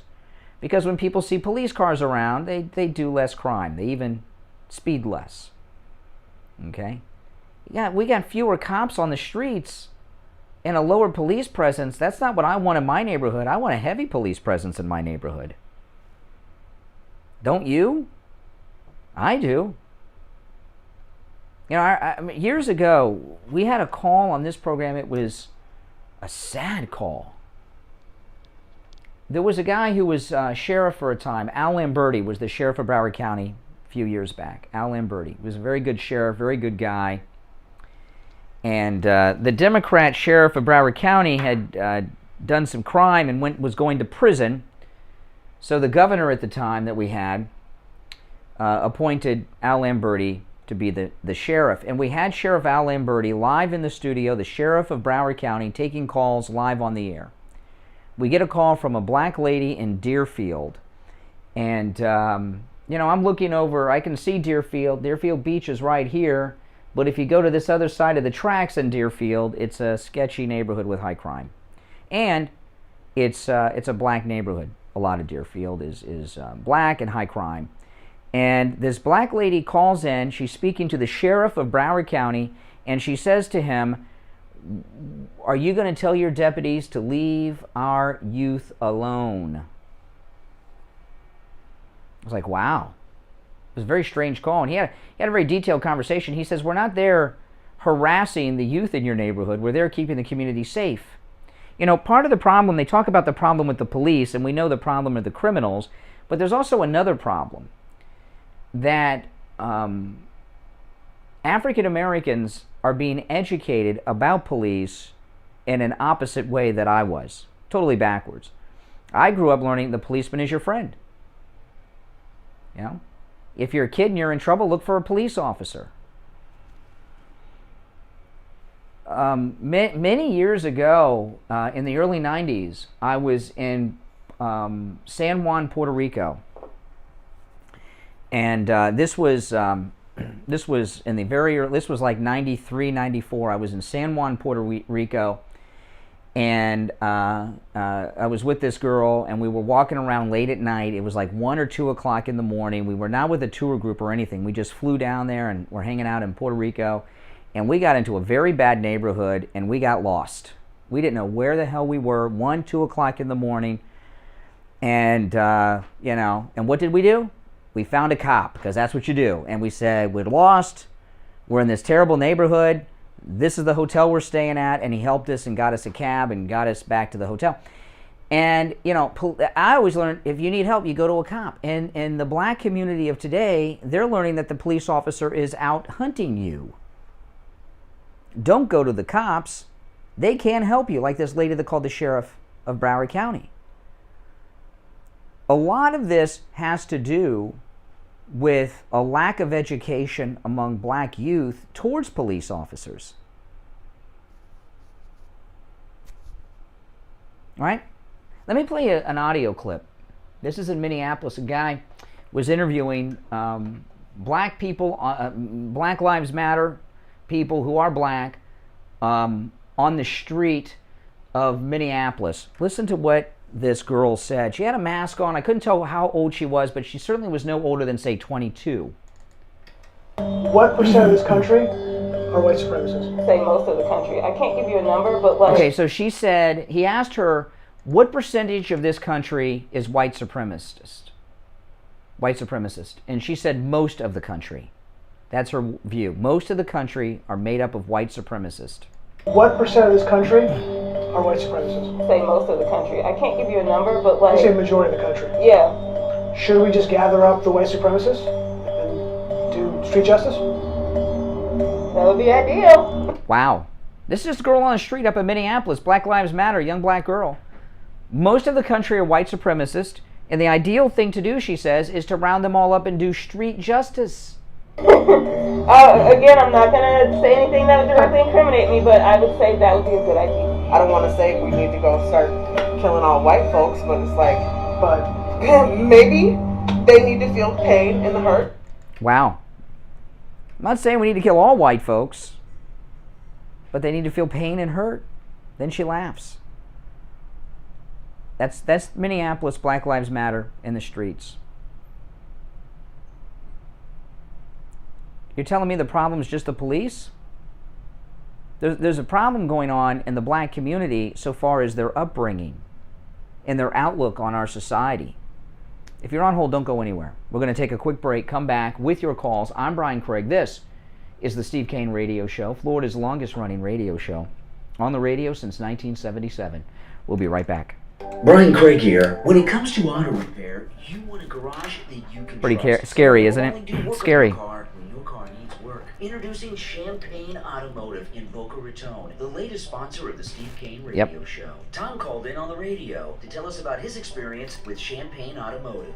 Hi, this is Tom from Tamarack. Hey, Tom from Tamarack, what's up? I just want to tell you guys something. I spent the last 2 days trying to get brakes for my car. I was leaving the house yesterday to go try another place that had a lower price. You guys saved me, got me online. And that advertisement. I think clearing out the cache is what did it. Tamarack. I said, let me take a drive up there. Well, I was almost blown over how friendly, honest, old school these people are. Old school, that's really the term that really describes it. But let me tell you, the guy I had gone to previously won $800. He said, well, you need to change your power steering fluid. And Ed, the owner, put the car up in the lift, pulled the wheels, said, you don't need brakes. And I about fell over. Wow, well, tell me the end of the story. You got me hooked. So it wasn't that your vehicle was misdiagnosed at the other place. You were dealing with a crook. Oh, absolutely. This guy wanted to sell me everything but a washing machine. I don't want that. Now, this is our new sponsor. We have wanted for a long time to have an auto repair shop. When it comes to auto repair, that is the most difficult category for us to find as an advertisement because most are like this guy. I'm answering some emails from you guys. Crooks. And we found Champagne Automotive. Ed, who's the owner, is a listener of the program. They come very, very highly recommended. So I appreciate you coming in and telling us the good story. Now, Champagne Automotive, they're in Boca off Spanish River Boulevard, immediately west of Dixie Highway. The number is 561-245-8101. 561-245-8101. Listen to the Steve Kane Show on iHeartRadio. Just search for 50% with you, man. But the thing also is, the white kids today are being taught the same thing. It's not just the black children being afraid of police officers. You watch those demonstrations, more than 50% are white, and they're all in their early 20s and teens. I mean, there's been a total takeover. Well, you know, did you watch the marching when the sun was up in the streets of New York yesterday afternoon after the verdict? Did you see any of this? Oh, it's okay if you didn't. It's okay. I'm just asking because, you know, I was watching Greg Kelly last night on Newsmax, and he was showing a live stream of these people walking through the streets, and there were a lot of white people walking with Black Lives Matter in the streets, and I noticed the white people in particular, you know, they all got masks on, but they look like geeks, you know what I mean? They weren't, anyway. But, you know, these young guys today are not as masculine as we were in our days, Richie. But they were walking with an arrogant strut about them, the way they were walking with their body, like, we're superior, we're standing out here, we're fighting against all this injustice. And there was an arrogance in their body language as they were walking down the street. You know, it was very bizarre, the way this went down yesterday. Well, I had a Black Lives Matter leader interviewed in New York. And I don't know if you saw his interview, but he said that this violence it shows because back in the day in California, and I forgot his name, the guy in California, Rodney King. Yeah, Rodney King. They said that verdict didn't come out right, and it was because there was no violence. So, well, Rodney King did Rodney King is passed away. But he turned out to be a good guy. He had a big drug problem and he was doped up that night. But remember Rodney King's famous words at the beginning of the riots, he came out and said, "Can't we all just get along? Can we all just get along?" You know, and who's saying can we all just get along now? And the opposite. They're saying violence works. Yeah. We should be so lucky. I wish Rodney King was alive today to speak out against the violence. Rodney King turned out to be a good man. Yeah, your question was, has it affected this trial? Has it affected the system? Absolutely. If you look at America today, Lemask. Okay. Janae, Dr. Janae, not Renee. That Janae with the J. If she looked at a sick person, she would say, this person is psychotic, is sick, and needs treatment. This is, the United States right now needs treatment. 4 or 8 years ago when Barack was there, the Democrats were saying, the whites in this country are afraid. Well, let me play this audio. I'll play this while I got you on hold. But I got you on the air. But you've seen the video of Black Lives Matter in New York City confronting the people in the restaurant. Let me play this. I'm going to play this for you now. These bleeps I added. Every bleep that you hear is an F word. And keep in mind, Black Lives Matter are shouting this at white Democrats. This is New York City. Listen. What percent of this country? Well, after that build-up, I played the wrong one. Hold on. Let me see here. Here we go. We don't want you here. We don't want you here. Now, we don't want you here. What they're talking to white people. We don't want white people here is what they're saying. We don't want you here. We don't want you here. We don't want you here. We don't want you here. We don't want your money. We don't want your money. We don't want your taqueria. Owned by white man. Yeah, there you go. I mean, every bleep. Yeah, we don't want you here. Yeah, you got to get this one, and this has to do with it. South Africa. What do you consider right now? How's this? And this is actually part of what's happening here. South Africa. What did you think of South Africa right now as being a country of being safe? Oh no, it's one of the most dangerous places on the planet. And and I wasn't for apartheid, okay? But the problem is, once they gave the country back to the black population, who actually have more people, okay, they completely started to... Well, that was a different situation in South Africa. South Africa had a minority white population, and they were, it's been a long time since the days of apartheid, so, but I think whites made up like 10% of the population, and they were running it. And so they didn't have a civil rights movement like we had in this country. We had a civil rights movement. And here's the thing that people don't understand on the left. Every freedom, blacks and whites have total equality in our society now. Those freedoms were given to African Americans by white people, not black people. The right to vote, the freedom from slavery, the ending of Jim Crow segregation, because whites were in power to pass the legislation. I agree with you with this, but the thing is, the discrimination, the opposite discrimination in South Africa, and now, believe me, they were the third. They were the third best country in Africa and all over the world. Actually, people. Yeah, I don't want to get. I know where you're going with. I don't want to go in that direction. But anyway, thanks for the call. Good morning. You're on the radio. Hey, Brian, what's going on, man? No, not much. What's your name? Dennis. This is Dennis from South Carolina, man. Hey. From where? Where are you? South what? Blacksburg, South Carolina. Oh, South Carolina. Okay, go ahead. So, I think my question is, me and my wife was talking about this last night. What kind of world would this be if every law officer just decided, you know what, I'm not going in. I can't do this. If I do exactly what I'm told to do, I'm going to get sued, and I could possibly go to jail for doing the one thing that they're paid to do, which is serve and protect. I mean, I watched the video last night that you're talking about, and if that cop, if he'd not shot that girl, the other girl would have got stabbed in the neck, at her neck. Yeah.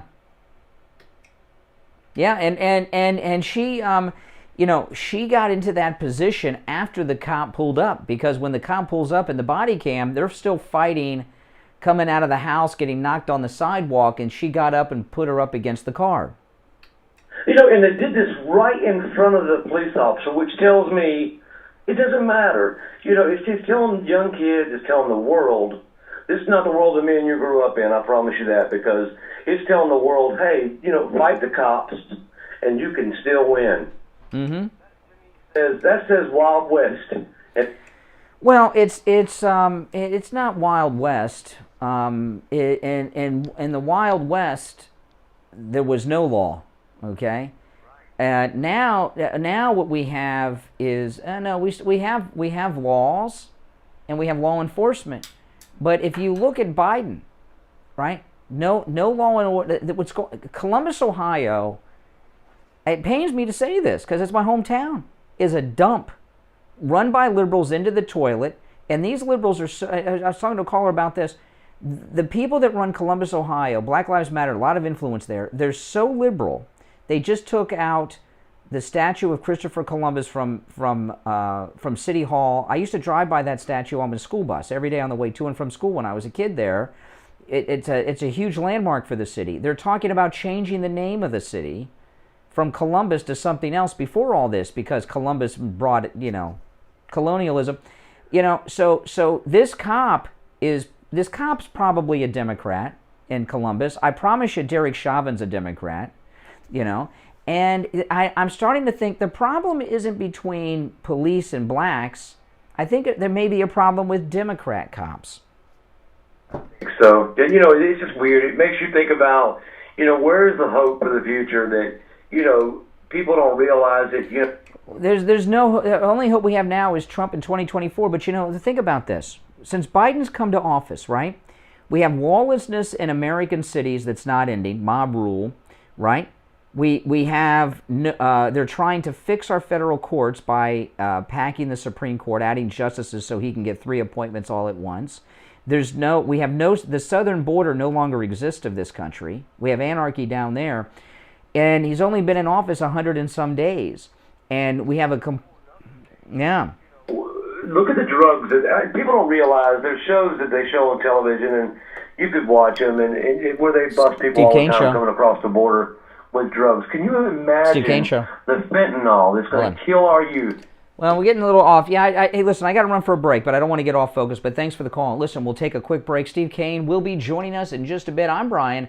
If you're on hold, don't go anywhere. We'll get back to our very busy phones after the break. Our number, toll-free, 1-888-GO-KANE, 1-888-465-2631. We'll be right back. Brian Craig here. I've been telling you for years how great MyPillow products are. But don't just take my word for it. This is one of our listeners, Todd. He bought the MyPillow mattress topper, and he called us live on the radio to tell us about his experience with the MyPillow mattress topper. Yeah, I'm calling to get testimonials about my pillow topper. You ordered the MyPillow, the mattress topper? Yes, I did. Yeah, tell me about it. Well, I was thinking about buying a new mattress. My old mattress was getting old, so my wife's like, why don't you try that pillow, that mattress topper? So I went on, I used your promo code KANE. I got a great price. Got it home, and I've been using it for the last 3 nights. It's fantastic.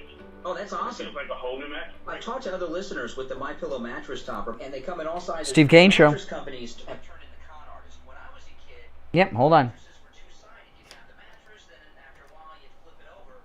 Now you can't flip mattresses anymore. They don't make them that way anymore because people weren't buying mattresses enough. So the mattress company stopped making two-sided mattresses, and mattresses are expensive. I've had to buy a new mattress, and mattresses can cost well over, just for a regular normal mattress, over $1,000. So that MyPillow mattress topper is a big savings. It saves you from buying a new mattress and turn your whole bed into a MyPillow. Yeah, it's fantastic. I really love it. I sleep really good. Well, that's great. Well, I appreciate that. You guys out there, remember, promo code KANE, K-A-N-E. And when you use the promo code KANE, K-A-N-E, at MyPillow.com, save 30% off your MyPillow mattress topper and receive 2 free MyPillows. But you gotta use the promo code KANE, K-A-N-E. 30% off the MyPillow mattress topper. Turn your old mattress into a big MyPillow mattress. Promo code KANE, K-A-N-E, at MyPillow.com. The Steve Kane Show is brought to you by Attorney Barry Siegel at the Siegel Law Group. Are you concerned with the distribution of your assets at the time of your passing? Avoid probate.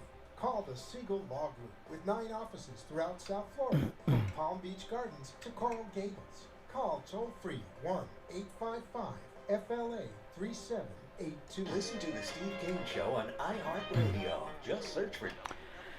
All right, 33 minutes after the hour, I'm Brian. This is the Steve Kane Show. Steve, you with us? Well, I am with you. Great. Most of me is with you. No. What does that mean? Well, it means my brain will join us somewhere in Oh. Well, you only have an hour and 26 minutes for that.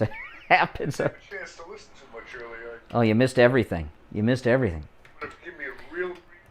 No, we'll just continue. We'll just continue on from this point. I play some more audio. We'll keep going. I just on a slightly, I don't know if it's a slightly different note or not. My high school, Riverdale Country School. Yes. New York Post today. Really? Yeah. They were chosen as an example of this white. What is the white culture? I don't know. No, I don't know the words you're thinking. I don't know. It's in the New York Post? The big scandal in education today. I don't know the words. I don't know the words you're searching for. If somebody knows what Steve's... It's in the New York Post? I know what you're talking about, but I can't... Yeah, I can't think of what it is. Now, Steve, for those that don't know... We dodged a bullet last night. I don't know. I think it's the calm before the storm. Steve went to, by the way, the same high school as President Kennedy went to, if you wonder. So it's a very elite liberal school. So if Steve ever slips into liberalism, you'll understand his education. The interesting thing about it is I was contacted, my Riverdale cohorts had been in the front end of this woke controversy. Mm-hmm.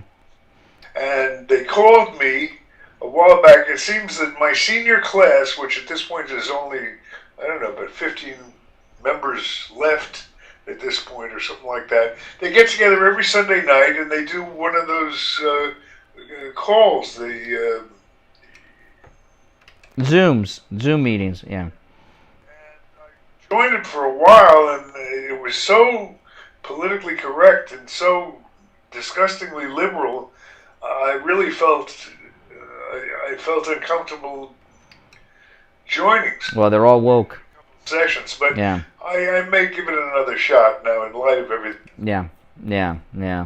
Well, I'll tell you, we see what's going on here is they've got some conclusion with Derek Chauvin because they got the conviction right now. So they got the mobs out nationwide. They waste no time.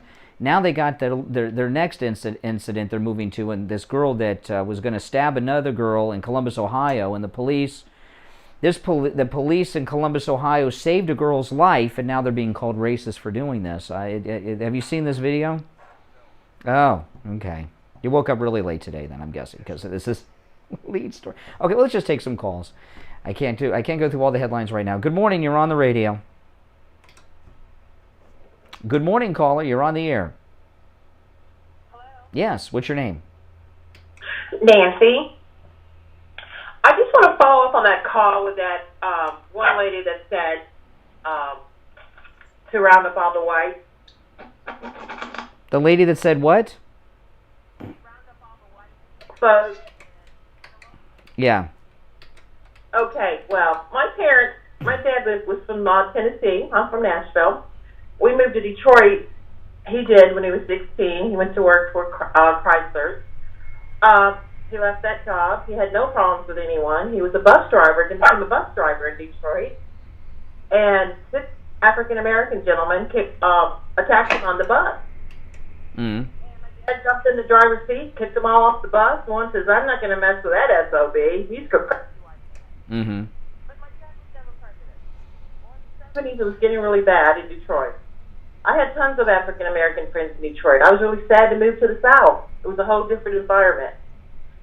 And everybody was prejudiced here in the 70s when I moved here. But to make a long story short, my dad became a union steward at a trucking company. He called this one gentleman in to come to work. He was a 25-year-old guy. And this means nothing to me. He was a black guy.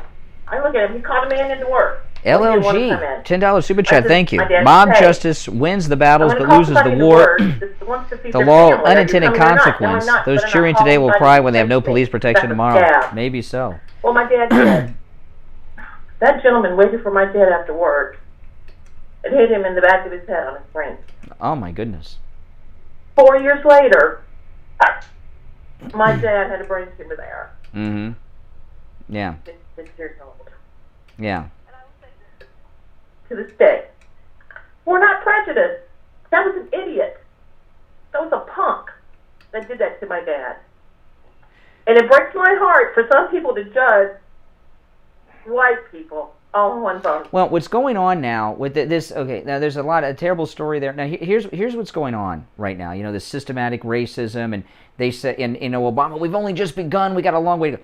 We had a black man elected and reelected president of the United States. The current vice president is a black woman. I know. Well, sometimes she's in. It depends on what's convenient today, what her ethnicity is. But you know what I mean. Those days are over. The days of racism and discrimination against blacks is over in our society. Here's what's going on. I was talking to a caller before the break about this. Look at what's happened. Biden's been president 100 and some days. Complete lawlessness in America. We have mobs coast to coast creating mayhem. We have this white police officer in Columbus, Ohio, saved the life of a black girl yesterday. Remember, the girl that he shot had a knife and was ready to stab her, and he's probably going to go to jail for that. And Ohio, Columbus, Ohio is in big trouble. They have one of the most active Black Lives Matter chapters in the country in Columbus, Ohio. We have no southern border. There's no security there. This country they're trying to fix this the federal courts by adding 3 justices to the Supreme Court so Biden gets 3 picks at once. We have total lawlessness, chaos, and anarchy, and it's only been 100 and some days. Yeah. The police. Well, yeah, we do, and I'm telling you, we are going to see. Stop it. We are going to see this thing that happened in Columbus, Ohio yesterday is god awful. The police. This video it's hard to see in the video because it's quick and jerky. The Daily Mail, online dailymail.com, have screenshots of every frame of the video in Columbus, Ohio. The cop pulled up. The girls come out of the house in a fist fight. The one girl has a knife. She gets knocked to the ground with her knife. She gets up. This is on the police body cam. She puts the other girl up against a car. She takes the knife on her right side and is ready to stab her. She puts her arm back to get momentum. The cop took her down, saved the other girl's life, and the police immediately released the body camera footage, and now they're attacking the police in Columbus, Ohio. The left and the media want to keep this going. Chauvin was guilty in the trial yesterday. They want to keep the mobs going, so now, as opposed to saying, well, this officer saved that other black girl's life, he's now a murderer because he shot the girl that was going to kill the other black girl.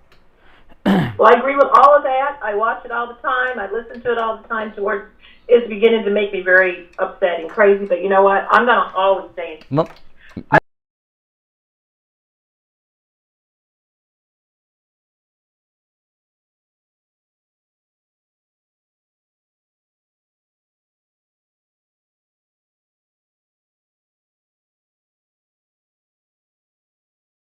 Now is the comeback of the travel industry. From what I'm hearing, people are traveling more now than pre-COVID. The airports are very busy. The hotels are coming back, and pretty soon I would imagine the cruises as well.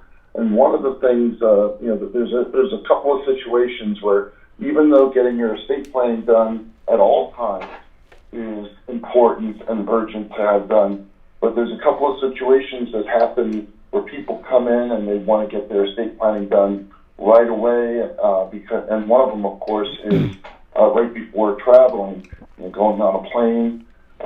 We get people all the time who want to get things done on an emergency basis before they travel.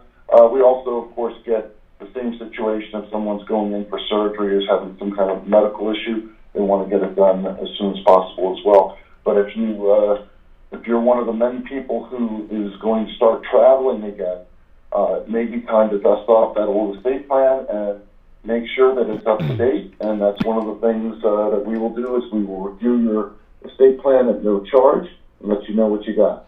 Yeah, I know people that do that. Anytime they take like a yearly vacation, they're going to fly together, the grandparents, they will do what you're doing because every year something happens, right? I mean, there's new grandkids, there's new marriages, there's divorces, and if you don't review your estate planning documents, you're going to find out that your ex-stepkids right? Or your ex-wife might end up with what you're getting, or somebody may get left out because they weren't married then or weren't born yet. Listen, give attorney Barry Siegel a call. It's a completely free consultation if you mention you heard him on the Steve Kane Show. And he'll, by the way, review your existing estate plan at no charge as well. 855-FLA-3782, 1-855-FLA-3782, and online, SiegelLawGroup.com. All right, Barry Siegel, we'll talk tomorrow. All right, take care, take care. By the way, Steve, critical race theory is what we were searching for again. I did figure that eventually. Yeah, critical race theory. The bottom line is, one wants to feel good about what happened last night, but the reality is, we're not going to feel good until... In the trial, and she said that they were high on drugs and that their friend that was with them was their drug dealer. But now she's a voice of wisdom, credibility, the oracle of knowledge for our country. This is, let me pull this up here. Yes, this is George Floyd's girlfriend after the verdict yesterday. I loved him with all my heart, and I'd do anything to have him standing next to me again today. But I know he gave his life so this could happen. And I know that he gave his life so that other people's cases can get reopened. We can re-examine the cases that were closed. We can get justice for people that deserve. Okay, yeah, she is white. Okay, now she now wants to open up old cases that are closed. She wants to open up closed cases and review them. How about some of those old drug cases? Here she went on the stand and said they were high on drugs, buying drugs from this other friend of theirs that was with them that day. That's a crime, purchasing illegal drugs or prescription medications that you don't have a prescription for. Let's open up those old cases. We're in a scary time. I was talking to a caller earlier before you joined us. They mentioned Rodney King. When the riots happened in South Central, Rodney King was the first person who came out on national TV and said, "Stop this, can't we all just get along?" There's no one on the left saying that today. No one. They're making people more angry, and a lot of it has to do with the Democrats trying to get the black vote back that Trump chipped away from them, I think. One thing, that's all the Democrats have is the division. Division and race, the critical race theory, all this nonsense. Well, critical race theory, what it boils down, because I've read books and stuff on that, I follow this, okay? What critical race theory, to sum it up, means all white people not only are racist, that they're born racist.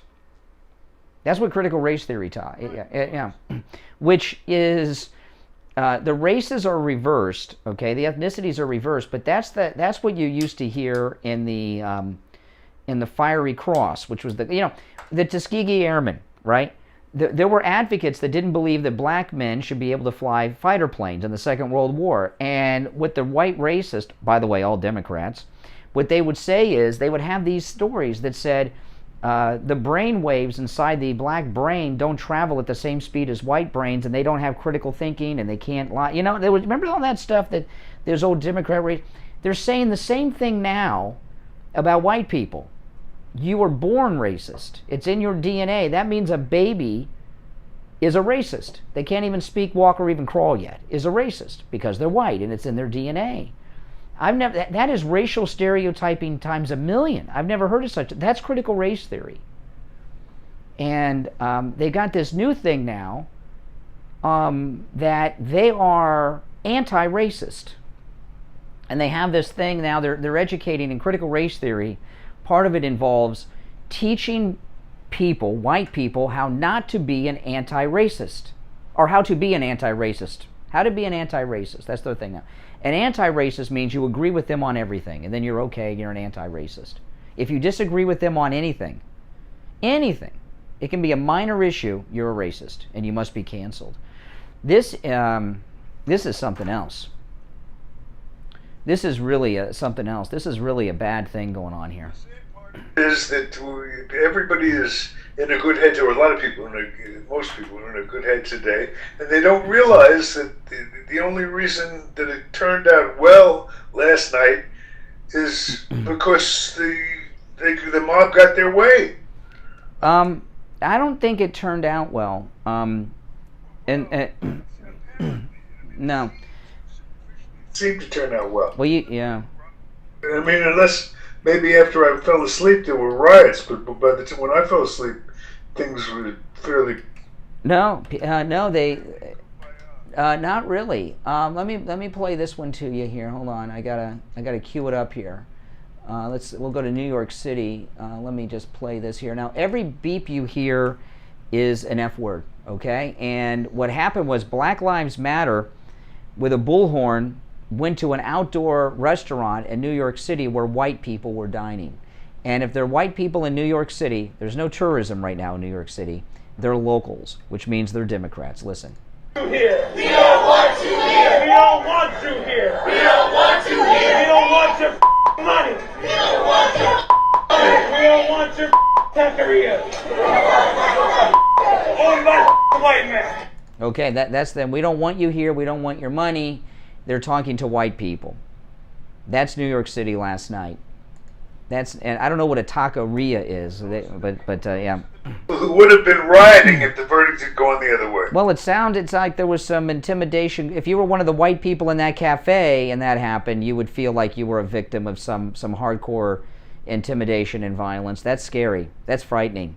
I would consider that very threatening. They were talking on a bullhorn to white people just sitting there having their dinner at a taqueria. I don't know what a taqueria is. Do you know what a taqueria is? That where they serve tacos in a cafeteria?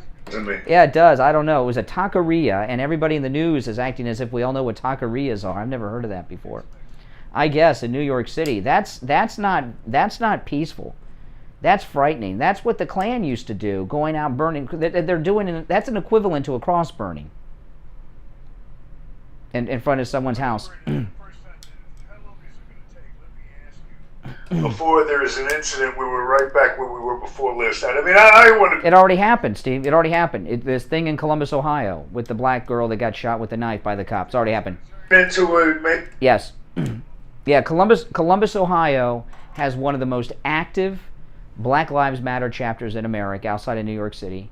They've torn down the downtown area before for less.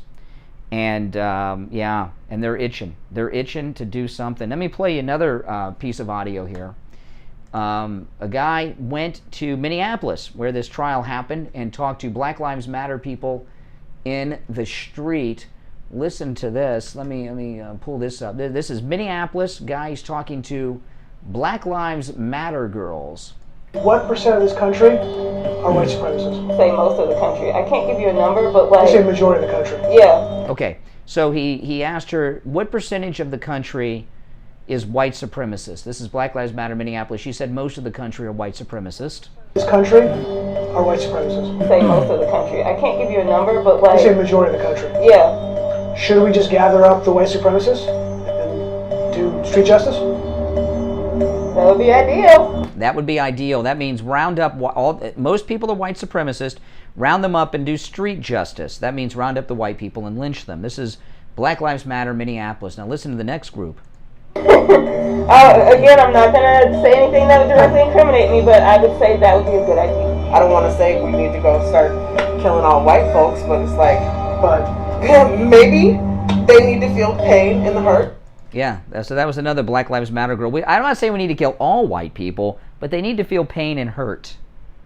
Black Lives Matter, Minneapolis. I mean, we've got a lost generation here, and I don't know what can be done about it. I mean, it's like Ed Norton in American History X at the dinner table with Elliot Gould. They're just lost. That's exactly what it is. You know, they're just lost. I mean, what do you do with that? Where does that come from? You know, and it doesn't exist like I'm sure a lot of people are doing this morning, like I've been tempted to do.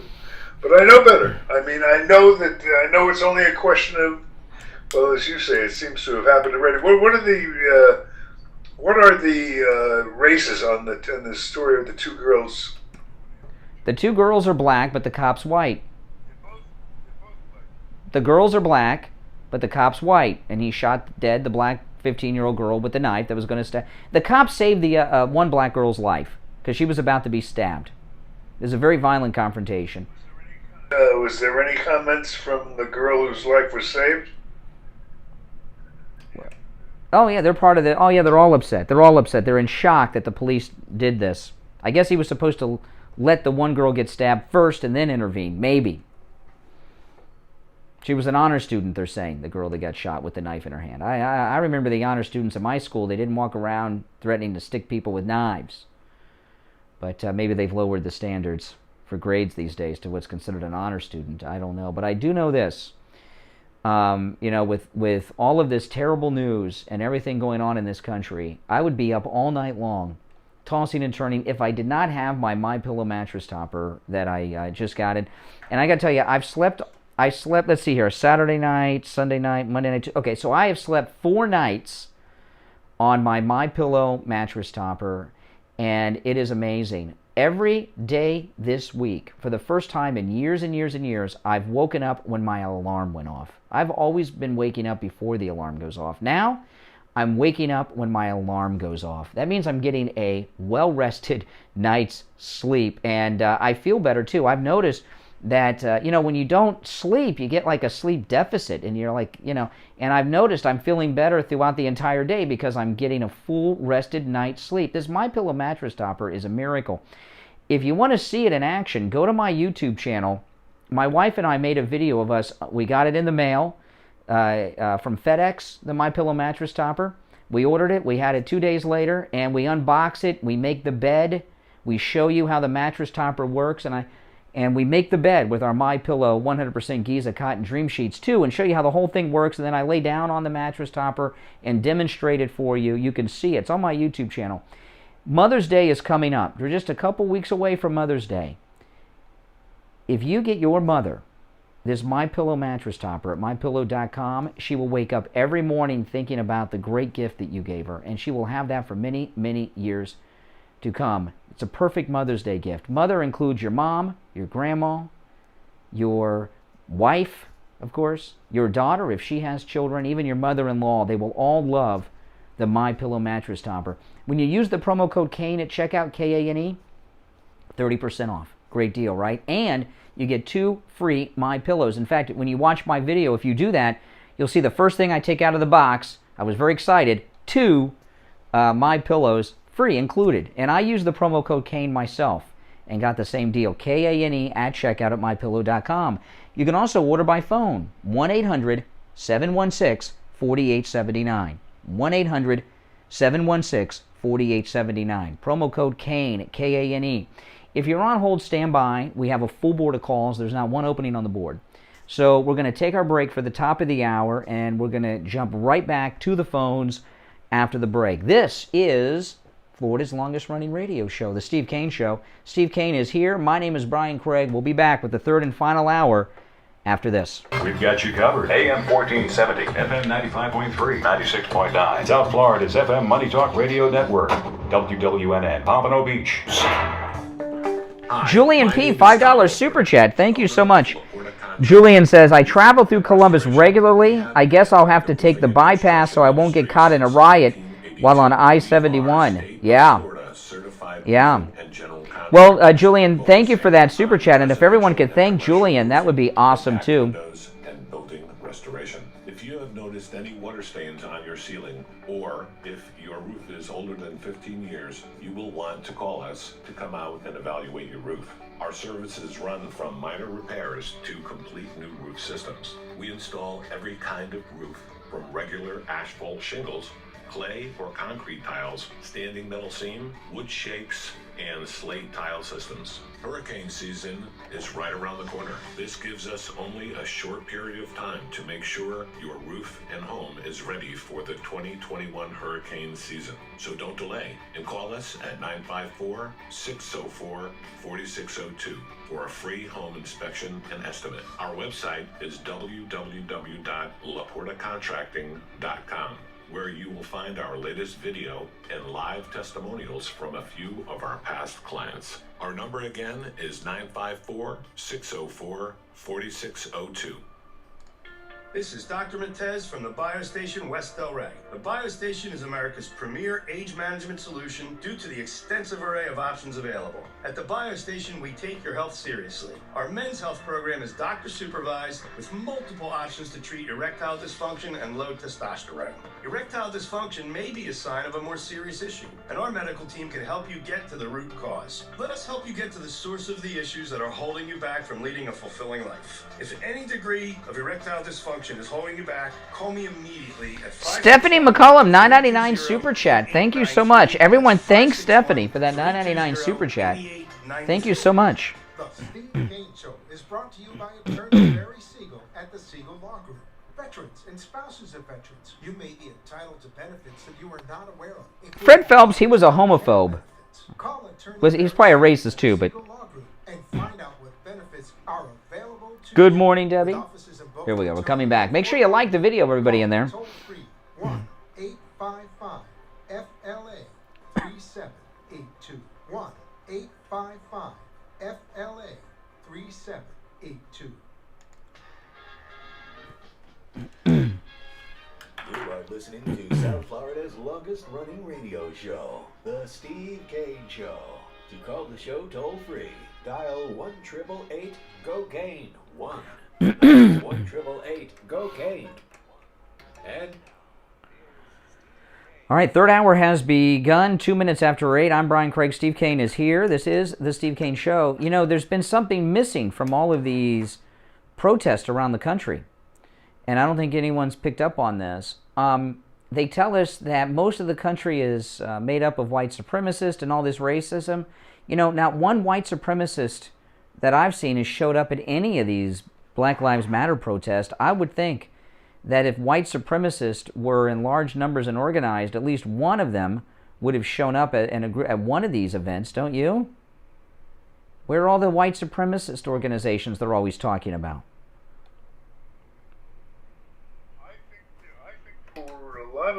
I think a lot of the people we saw last night who were peaceable after the verdict, I think would have been rioting if the verdict. Oh yeah, yeah, yeah. That's true. Yeah. All right. Well, we have a full board of calls. Okay. Now, listen. I've lost track of who's called when and where, so you may have been on hold 30 seconds or 30 minutes, and I apologize for that, but I've lost track. The phones have been so busy, so we'll just randomly take a call. Good morning. You're on the radio. Now it sounds like we've interrupted something. Good morning. When you're on hold to go on the air, listen on your phone, not on whatever. Oh, here we go. We got a winner here. Uh-huh. Yeah? Yeah? Oh. So you mean someone who's sober at 8 o'clock in the morning? My goodness. I wonder if... When we get calls like that, it's 8:04 in the morning. This is what I wonder: do they wake up like early and start drinking early, or is that like the nighttime still for them? Have they never gone to bed? I always wonder that. Good morning. Hi, Brian. This is Rolanda. Hey, Rolanda. You know, I was when I was back in the early 2000s. I did a stint as a substitute teacher. And I started seeing a marked change between and I don't know about you, but when you were going to school, there was something that we were, I would say, endued with, where I went to school. And there was something called competitiveness. And, every parent that I knew growing up, all of my friends, we were competitive academically. We believed in being, nobody wanted to be left back. We believed in being the best. I started seeing the absence of it when I started doing some substitute teaching. And to be honest with you, it was actually the higher up, the principals and all that I came in contact with, they were actually encouraging kids not to be competitive, encouraging. You're talking about the participation trophy generation. Exactly. They were actually encouraging this. And now it's spilled over into what I consider to be a colossal nightmare. That's what you're dealing with right now. Many of these people who are calling folks white supremacists and everything, many of them have, like an instructor of mine told me, many of them have fraudulent education. They were told they were educated when they weren't. They're ignorant, most of them. That's what we're listening at. They think they're intelligent when they utter the words white and Yeah. Yeah. I listened to that clip that you played of George Floyd's girlfriend. See, to me, Medgar Evers gave his life. Now, Martin Luther King gave his life. George Floyd did not give his life. I'm sorry to say, he died, of an unfortunate incident. But he didn't give his life for anything. I'm sorry. He wasn't on any crusade. This is the same man that at one time pointed a gun at a pregnant woman. Mm-hmm. So as far as I'm concerned, with her, what she considers to be a crusade, she doesn't know what she's talking about. She's an idiot. Well, listen, this is the problem with the girlfriend. She's got a problem. They weren't married, so she didn't get any of the settlement. And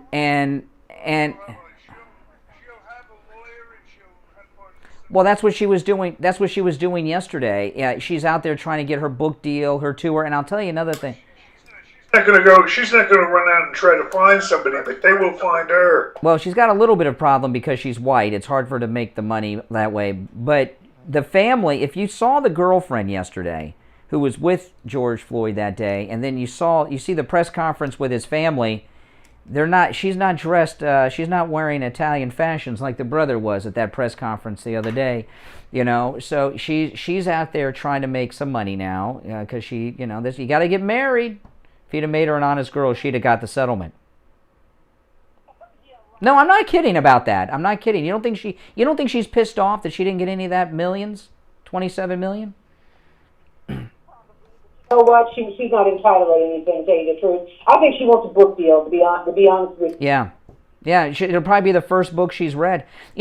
Coincidentally, though, I shouldn't say that. She's a college graduate. She was a high school teacher of Dante Wright, the victim in the other shooting. Oh, boy. What are the odds of that? Well, Brian, here's the deal. Most of the teachers that the ones that are coming along now, they really don't want to go to work. Many of them are degenerates. And I'm just being flat up as to what I see right now.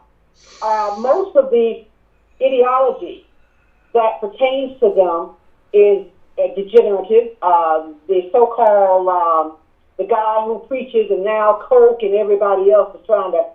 Well, listen. This is what we have. See, you're a little older, so you know what real racism is.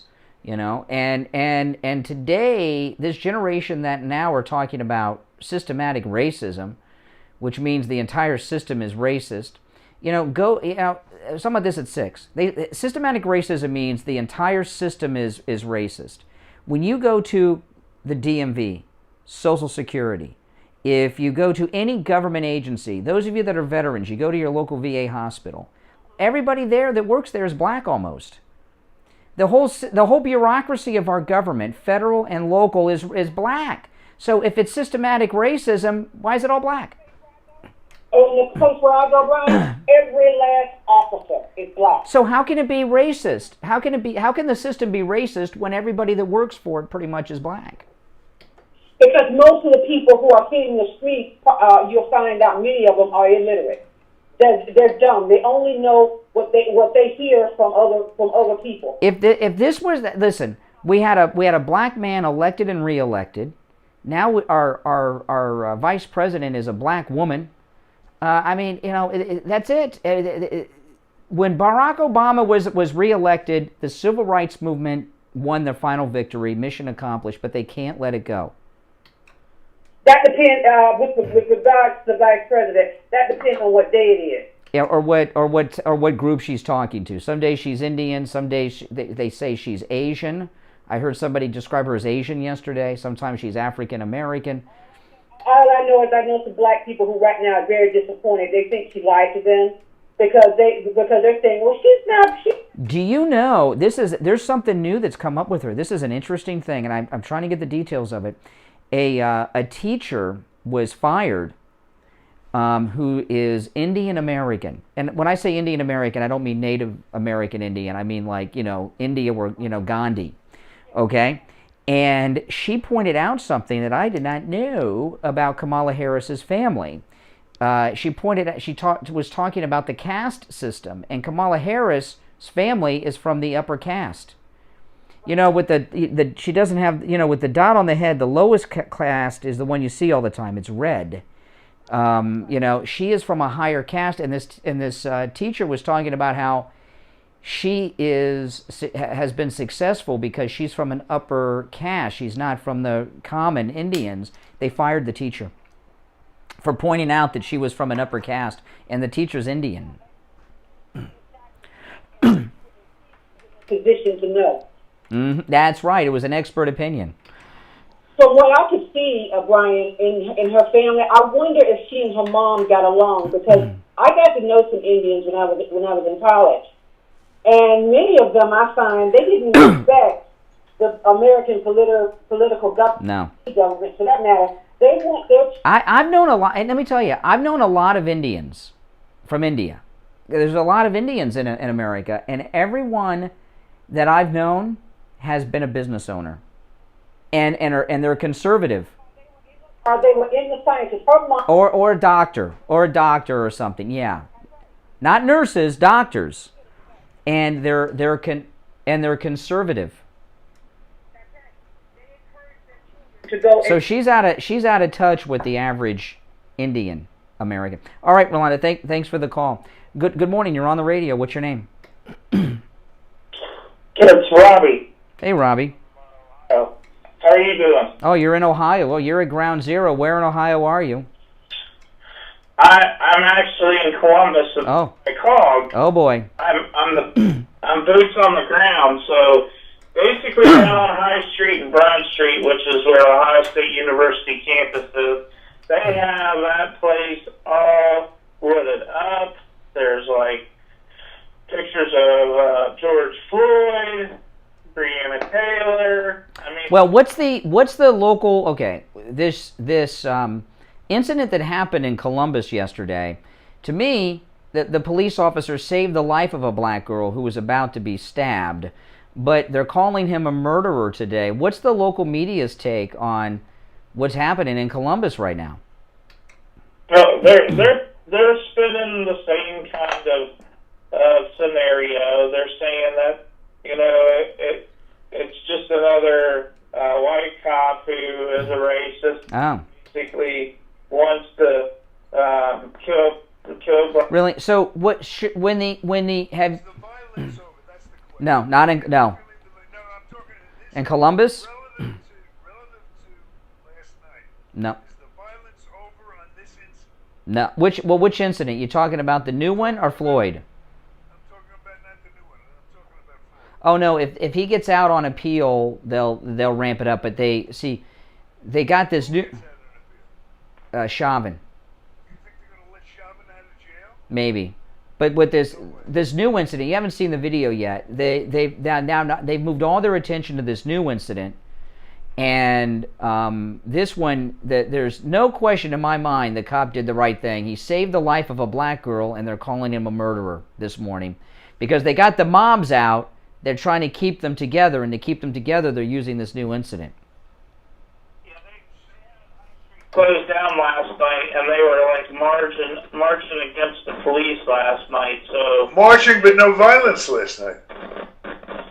It was chaotic. I mean, they had to use tear gas and stuff. It was chaotic, but what do you do? What do you make of the fact that there was no burning? Well, they were.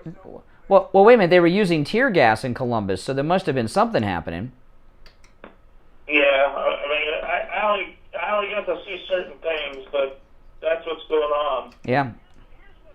What makes me sad is there's a 7-year-old girl that gets shot up in Chicago, okay, at a McDonald's. None of the media is talking about that. You know, they're talking talking about what happened in Columbus. And if these people really wanted to make a difference in people's lives, they don't. If they really could, they don't. This is just the opening salvo. I mean, let's face the facts. And by the way, what do you think of the odds on it? Thank you for your call, sir. What do you think of the odds of the appeal here? Let's talk about that. It depends on, I don't know where the appeals court is that this would go to, but I think he's got a good chance of having the verdict tossed out on appeal because of the jury intimidation. If our system didn't work, okay, what will happen at this point? Oh. I mean, do we not agree that that there's an appealable issue here? The judge even told the defense that just on the Maxine Waters incident alone, they got an appeal. But is there any chance they're going to overturn the verdict? Yes. Yeah, and get a new trial. Yeah. Certainly nobody that lives in that area.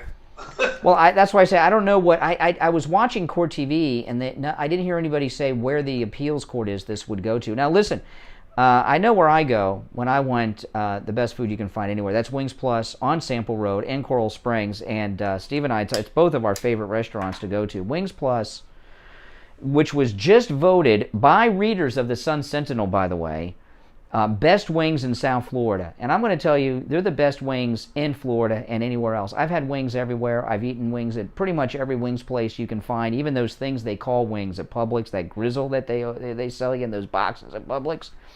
Wings Plus, everything is homemade. All the sauces are homemade. The salads are homemade. The soups are homemade. The chili is homemade. And the wings are filled with chicken. I mean, they are humongous jumbo wings, each and every bite, and just the best you'll ever have. My mouth is watering because I'm thinking about those medium hot and lemon pepper wings. But they have, oh man, I don't even know how many flavors of wings they have over there, Steve. 20. At least, and they do add new ones all the time. Listen. Wings Plus is in Coral Springs, about a mile west of University Drive on the south side of Sample Road. They're open for lunch and dinner, dine-in, and take-out. When you stop in, tell them you heard about them on the Steve Kane Show. All right, we'll take our break and be right back after this. Don't go anywhere. You've heard Steve Kane, Richie the Bus Driver, and many other Steve Kane listeners tell you about the great work Dr. Gupta at Brighton Dental Care offers. Steve Kane listener, hey, called in, he had an accident, he went to Dr. Gupta, and he told us his story. Good morning, Brian. My name's Hank. I'm calling from Hollywood. Brian, I'm calling you for a different thing. About a month or so ago, I called first thing in the morning because I fainted coming out of my bathroom. And I busted my 3 front teeth. I busted my chin, but I guess I fainted, I fell, I cracked my chin, it hit my upper teeth, and I cracked my 3 front teeth. I want to thank you, and I really want to thank Dr. Gupta. I mean, besides the fact that my teeth look great, besides the fact that, you know, his assistant is really good, really nice, they're all really nice over there, the price was unbelievable. When I came home and I told my wife, she's like, I thought that thing was going to cost you 3 times as much. I said, so did I. And I just want to thank you. I want to thank Dr. Gupta. He's awesome. Appreciate your show. I listen to your show a lot. I only called in, this is the second time. Both times, one was to make sure I'm going to the right office where Dr. Gupta was, and then this one to let you know that he's great. I know you know he's great. I just want your listeners to know he's great. His assistant is great. The prices are great. Everything is great over there. Awesome. Well, listen, I'm glad you had a great experience with Dr. Yeah, I did. Thank you again, Brian. Well, thank you. Thank you, and thank Steve, and you guys keep up the good work over there. I appreciate it. Dr. Gupta, you keep up the good work, too. All right, there we go. So everybody keep up. All right, I think you guys just heard what will be the new commercial for Dr. Gupta. Do what Hank did. Call Dr. Gupta at Brighton Dental. For Steve Kane listeners, free consultations. And always the best price. Give Dr. Gupta a call right now. 954-922-4633. 954-922-4633. Have you gone without insurance through the Affordable Care Act because you thought you couldn't afford it? The times are changing. I have exciting news to share with you from I Will Advisors. With the signing of the American Rescue Plan Act of 2021, the government has increased the subsidies available to people buying insurance through the marketplace. In fact, even people making over 400% of the federal poverty level can get insurance now and not pay more than 8.5% of their income. There's talk of people currently paying less than $100 per month, and you could possibly pay $0 per month with these new changes. It doesn't cost anything to check, but everyone must take action. The special election period will end, but the sooner you take action, the sooner you can start saving money. Call Dan at I Will Advisors, 954-753-8080, 954-753-8080. Listen to the Steve Kane Show on iHeartRadio. Just search for All right, welcome back. I'm Brian. Steve Kane is here. This is the Steve Kane Show. Our number 1-888-GO-KANE-1. You're on the radio. What's your name? Hi, George from Fort Lauderdale. Hey, George. George. Hi, I never expected Alan Dershowitz to be my number one hero these days, alongside Candace Owens. He's displaying unparalleled courage in pointing that happened, Maxine Waters, etc. And maybe 25, 30 years ago, there was a book out, Chutzpah, by Alan Dershowitz. And I didn't read it. I was not interested. I'm Jewish. I'm not interested in reading it because I don't think that my people, as it were, lack chutzpah. But today it's combined with extreme stupidity. And so, again, Dershowitz, the guts that he has, he's not in the government, he doesn't have Secret Service around him, and all that. Aimed it in very brief terms, in very clear terms. He's been doing that. Well, he's also working on the legal team with Mike Lindell. He's very tight with Mike Lindell, Alan Dershowitz. Derek Chauvin's attorneys would be very smart to pick up the phone and call Alan Dershowitz because his specialty is appellate law. And, he certainly could direct them in the right directions to take in an appeal. Well, yeah, basically, yeah, I agree. And I was very inspired by Roland and so forth. We can't have this kind of stuff. Well, when you say we can't have this kind of stuff, what's the stuff you're talking about, caller? Well, I happen to have been entered Germany as a displaced person, not as a victim from the Soviet Union in 1946. And basically there were no schools except German public schools, so I went there for a few weeks. And the textbook had, first page, Heil Hitler, twice. It was crossed out. But there was also a subject known as Rassenkunde, which means critical race theory. Oh my goodness. 1946 Germany? And they still had the Nazi, you said 1946 Germany? Yeah. And they still had, the Nazi textbooks? It was critical race theory and the Nazi text? Yes, well, no, it was, I was too young to yeah. But Rassenkunde is a very old concept that can go... What does it mean? What's the literal translation of Rassenkunde? Race theory. Yeah. Holy Christopher Columbus. Look at it. It's as old as I am. Well, it shows you, listen, Dinesh D'Souza has talked a lot about this. The Nazis were socialist. The Democrats are socialist. They call them Nazi. It was the National Socialist Party, but they say Nazi because they don't want socialism associated with it. But that's an amazing thing that you just broke. And if you have access to this because of your language and everything, you need to get that out there, because they're using the same playbook that the Nazis were using, according to you, who were there in 1946. That's crazy. Yeah, well, I also knew I had when it was in Munich, really, and which was somewhat rubble, nothing compared to Dresden, but etc. But it was rubble. But I knew the younger brother of the Hitler Youth, okay, And if you want to go idealistic, there's nobody more idealistic than a Hitler Youth. You know, they were just taught, they were indoctrinated as they are right now in public schools, and this is deja vu all over again. Well, that's pretty scary, and my goodness, I can only imagine what it must have been like as a Jew in 1946 Germany. Well, I know, but the Nazis were still around.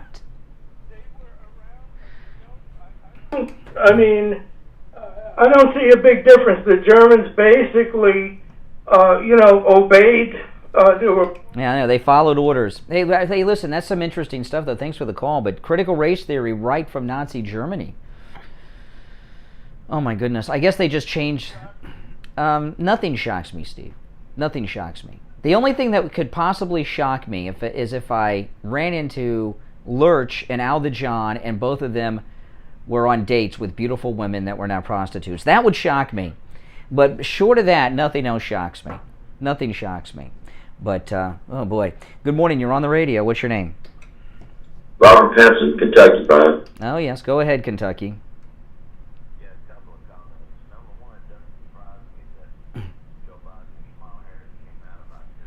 Well, slow down about that. I'm glad you brought that up. Did you see, Steve, Biden yesterday when he hobbled out? It almost seemed as if Biden knew the verdict in advance. The way he was talking. It's like he can't... Verdict surprised anybody, do you? Oh, yeah. Conviction on all counts? Yeah, I didn't think he'd get convicted on all counts, no. And I'll tell you, that jury, I was listening to the jury when the judge asked them if that was their verdict and they went one by one. They sounded very arrogant, very cocky. Like they wanted to, like, yes, yes, yes. They were like activists. That was an activist jury. Now, I think they were trying to tell people this was their verdict and we weren't forced into it, is how it sounded to me. Like they wanted everybody to know they weren't pushed around by Mad Maxine. I don't believe there is any chance that an appeals court will overthrow this verdict. I don't think there's any chance of it. Mm. Well, I mean, would you vote to overturn the? Yeah, he did. He deserves. Yeah, he did not get a fair trial. I think he should have been convicted of manslaughter, but he did not get a fair trial. Yeah. That you're lighting the match that's going to burn down the. That you're going to burn down the state. Who's going to cast a vote for that? Well, it's not going to be tomorrow. By the time it gets to the appeals court, and it would be down the road. Yeah, there'll be 12 other things that happen between now and then, at least. Yeah, it'll be a little more. Make it that far. Yeah. It'll be yeah. Listen, let's take our break for the bottom of the hour. Right, when we get back, got some more audio to play, some other topics we'll touch on. If you're on hold, stand by. We will go to our phones again when we get back. Our number 1-888-GO-CANE 1 888-465-2631. We'll be back. Hi, Brian Craig here. We've been telling you on the Steve Kane Show, for coronavirus testing, stop by any lab test now of Coral Springs and any lab test now of Boca. One of our longtime sponsors, Dr. Mitch Matez of the Boca Raton Center for Age Management, went to any lab test now of Boca for coronavirus testing this weekend, and he called in live on the radio to share his experience.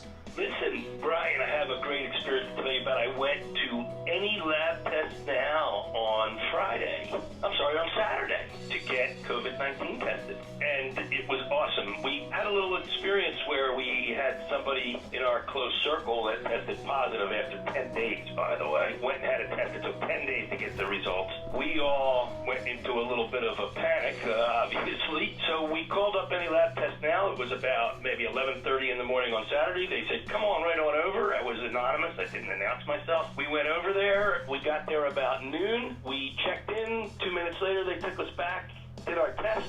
We sat in the waiting room for less than 15 minutes. They brought us back, gave us our results, which were negative, and we were on our way home. And a little shout out to Brittany, the nice young lady who did our test. It was completely painless. It was quick, it was simple, it was easy, and it gave you both the IgM and the IgG antibodies, which tells you if you have the infection now or if you've been exposed to it in the past. Now, you went to any lab test now of Boca? Boca Raton, yeah, in the Sandalfoot Plaza. Awesome. It was awesome. It really was. It was cool. And it's easy, it's simple, and I'm telling you, that's the way to go. Forget this 10-day nonsense. Doctor recommended. Can I say that in the commercial now? Doctor recommended. Any lab test now will Boca Raton. Yeah, doctor recommended. Yeah, it was really kind of cool, and it was wonderful, and it was easy. And listen, to that end, go over and get tested. This is the test you want to get. It tells you point blank, did you have it, do you have it, et cetera, et cetera, et cetera. That's great. So Dr. Mitch Matez personally recommending any lab test now of Boca. You heard Dr. Mitch Matez. Any lab test now of Boca is doctor recommended for coronavirus testing. They're located in the Sandalfoot Plaza. That's where the Western Beef is, south of Palmetto Park Road and north of Hillsboro on the east side of 441. Give them a call, 561-237-5009. 561-237-5009. Any lab test now of Coral Springs is located on the southeast corner of University and Ramblewood over by the Coral Square Mall. Their number, 954-906-5983. Any lab test now of Boca and any lab test now of Coral Springs. Make sure you tell them you heard about them on The Steve Kane Show. The Steve Kane Show is brought to you by Attorney Barry Siegel at the Siegel Law Group. Are you concerned with the distribution of your assets at the time of your passing? Avoid probate. Call the Siegel Law Group with 9 offices throughout South Florida, from Palm Beach Gardens to Coral Gables. Call toll-free 1-855-FLA-3782. Listen to the Steve Kane Show on iHeartRadio. Just search for WWN. All right, we are back. I'm Brian, Steve here. Okay, so I got a couple of things on Pelosi. Yeah. Yeah, go ahead. There's so much material here we could be on all day. Mm-hmm. Left out of our show, and I believe it's the one thing missing that would give us some hope. What do you think? I don't know. What is it? No. No. Trump who comes back in, and I'm not talking about an elected president, that's speculative. Down the road. I'm talking about when he throws his hat into the ring and when he becomes an active candidate. Yeah. Statements on these individual issues which seem insurmountable at this point, but are not really insurmountable. But they need a steady hand organizing what's going on, and that's what we'll get when Trump decides it's time. Mm-hmm. Yeah. Now listen, our number is 1-888-GO-KANE-1. Yeah, I agree. 1-888-465-2631. If you're on hold, stand by. Yeah, so we got a couple things with Pelosi. Something's leaked out of her office, we'll get to in a second, which is embarrassing for her. But yesterday, she made a very insensitive comment, and she's actually being attacked by the left for it. Here's Pelosi. Thank you, George Floyd, for sacrificing your life for justice, for being there to call out to your mom. How heartbreaking was that? Call out for your mom. I can't breathe. But because of you, and because of thousands, millions of people around the world who came out for justice, your name will always be synonymous with justice. Yeah. Okay. Yeah. So she's thanking George Floyd for dying. I mean, this is very strange, very insensitive. He was not a civil rights activist, okay, who was risking his life every day by being one, like Medgar Evers and others. And a memo that Nancy Pelosi sent out in 2015 has come public. And this was a memo that she sent out to her staff involving Black Lives Matter and how to deal with them. And Nancy Pelosi did not want anyone to see this. You'll probably see it on TV later today. I have it now. It's a memorandum to her staff, and the subject is Black Lives Matter movement. And then it's written here, internal use only. Well, our internal use is, of course, our very large audience, coast to coast here. This is what Nancy Pelosi, she was sent this memo out telling her staff on how to deal with Black Lives Matter. And this is, they're gonna be going after her on this today. She says this. Now this memo came out during the 2016 campaign era when the primaries were still going on. And if you remember, the man who went on to be Hillary Clinton's vice presidential running mate, Tim Kaine, remember he said all lives matter, and then he had to apologize and said all lives don't matter, just black lives. Remember that? So she wrote this memo in response to that. Presidential candidates have struggled to, this is Pelosi's memo. Presidential candidates have struggled to respond to tactics of the Black Lives Matter movement. While there has been little engagement with House candidates, candidates and campaign staff should be prepared. See, Pelosi has to prepare her staff and tell them how to deal with black people, because I guess being San Francisco Democrat liberals, they don't have a lot of experience with black people. Listen to this. Then the memo goes on, Pelosi's memo. This is in bold print, this part. This document should not be emailed or handed to anyone outside of the building. Please only give campaign staff these best practices in meetings or over the phone. Please, it is, yeah. Please see below for best practices. These are the best practices from Pelosi in the Pelosi memo on how to deal with Black Lives Matter and black people. Background. What does BLM want? It is a radical movement to end anti-black racism. So she's describing them as radical. Though police abuses are a central component, Black Lives Matter founders view the movement more broadly. Criminal justice system reform, sentencing reform, ending the prison industrial complex, police reform, referring to hiring, training, and unfair policing tactics, an end to police brutality, an end to the killings of unarmed African Americans. The movement was began with the acquittal of George Zimmerman. They want to collect data on police shootings and demilitarization of the police. Tactics when meeting with local Black Lives Matter activists. Okay, now the following is how Pelosi in her memo is telling her staff on how to interact with Black Lives Matter. And she has very detailed rules and guidelines on how to interact with them. Tactics when meeting with local Black Lives Matter activists. This is what Pelosi's memo says. Listen to this. If approached by Black Lives Matter activists, campaign staff should offer to meet with local activists. Invited BLM attendees should be limited. Please aim for personal or small group meetings. So she doesn't want large groups of Black Lives Matter and black people meeting. Then listen to their concerns. Don't offer support for concrete policy positions. Frontline district staff should meet with activists. Provide a point person. Yeah, see, she doesn't want to deal with it. Her people don't know how to interact with black people. Yeah. And this memo, believe me, Nancy does not want you guys to see this. I tweeted it, by the way. It's all over the place. Always provide a contact person for BLM activists.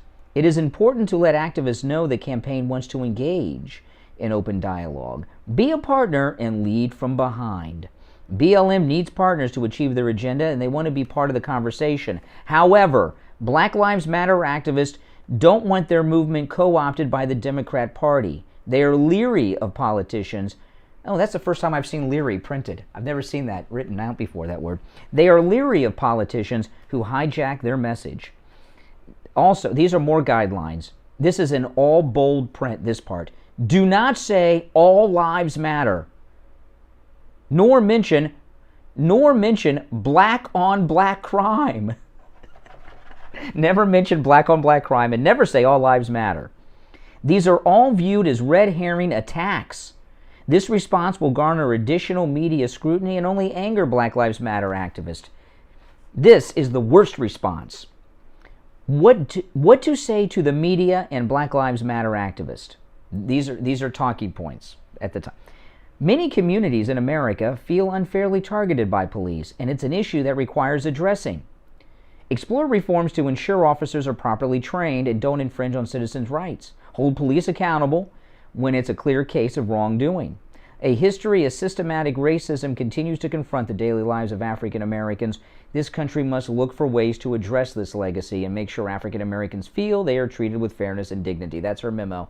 Never say all lives matter. Don't mention black on black crime, and only meet with them in small groups. Oh my goodness. This is not good. Nancy doesn't have the sense to be embarrassed, so we're going to have to be embarrassed for Nancy. But a sense to try to limp memo as best you could. Yeah, never say all lives matter, Steve, because they don't. They don't, especially the ones in the womb. Yeah, oh my goodness. Good morning, you're on the radio. You are. Sounds just like you. I just can't understand this whole black-white thing. Are black people thinking that if white people commit the same crimes, we don't look at them just as disparagingly as if they were black? I don't get it. If a white person is running away from police, driving without a license, driving with expired plates, doing criminal things, are we going to look at them less disparagingly as we would look at a black person? We would look at them the same. If I knew somebody, a white person, 8 kids, they don't know who their husbands are, the father is, they're on welfare, we would look at them as white trash. It would be no different. White trash, yes. What the hell are they talking about? I don't get it. Oh, yeah. Well, here's the thing. This incident that's going to be all over the television today, you'll see this endlessly in Columbus, Ohio. Okay? The police officer saved the life of a white police officer saved the life of a black female who was about to be stabbed by another black female. And because he saved her life, he's off the job, and they're calling him a racist, and they're taking him to the streets of Columbus. Person. Why aren't they just saying that he saved the life of a girl? Oh, no. They're not saying that he saved anyone's life. I'm saying that. The media and the activists are saying he murdered a black girl, the one with the knife. A black vice president. Why isn't it just we have a white woman vice president? Because the left are obsessed with race and division. See, excuse me, are you suggesting that Kamala is anything but black? She's also Indian, right?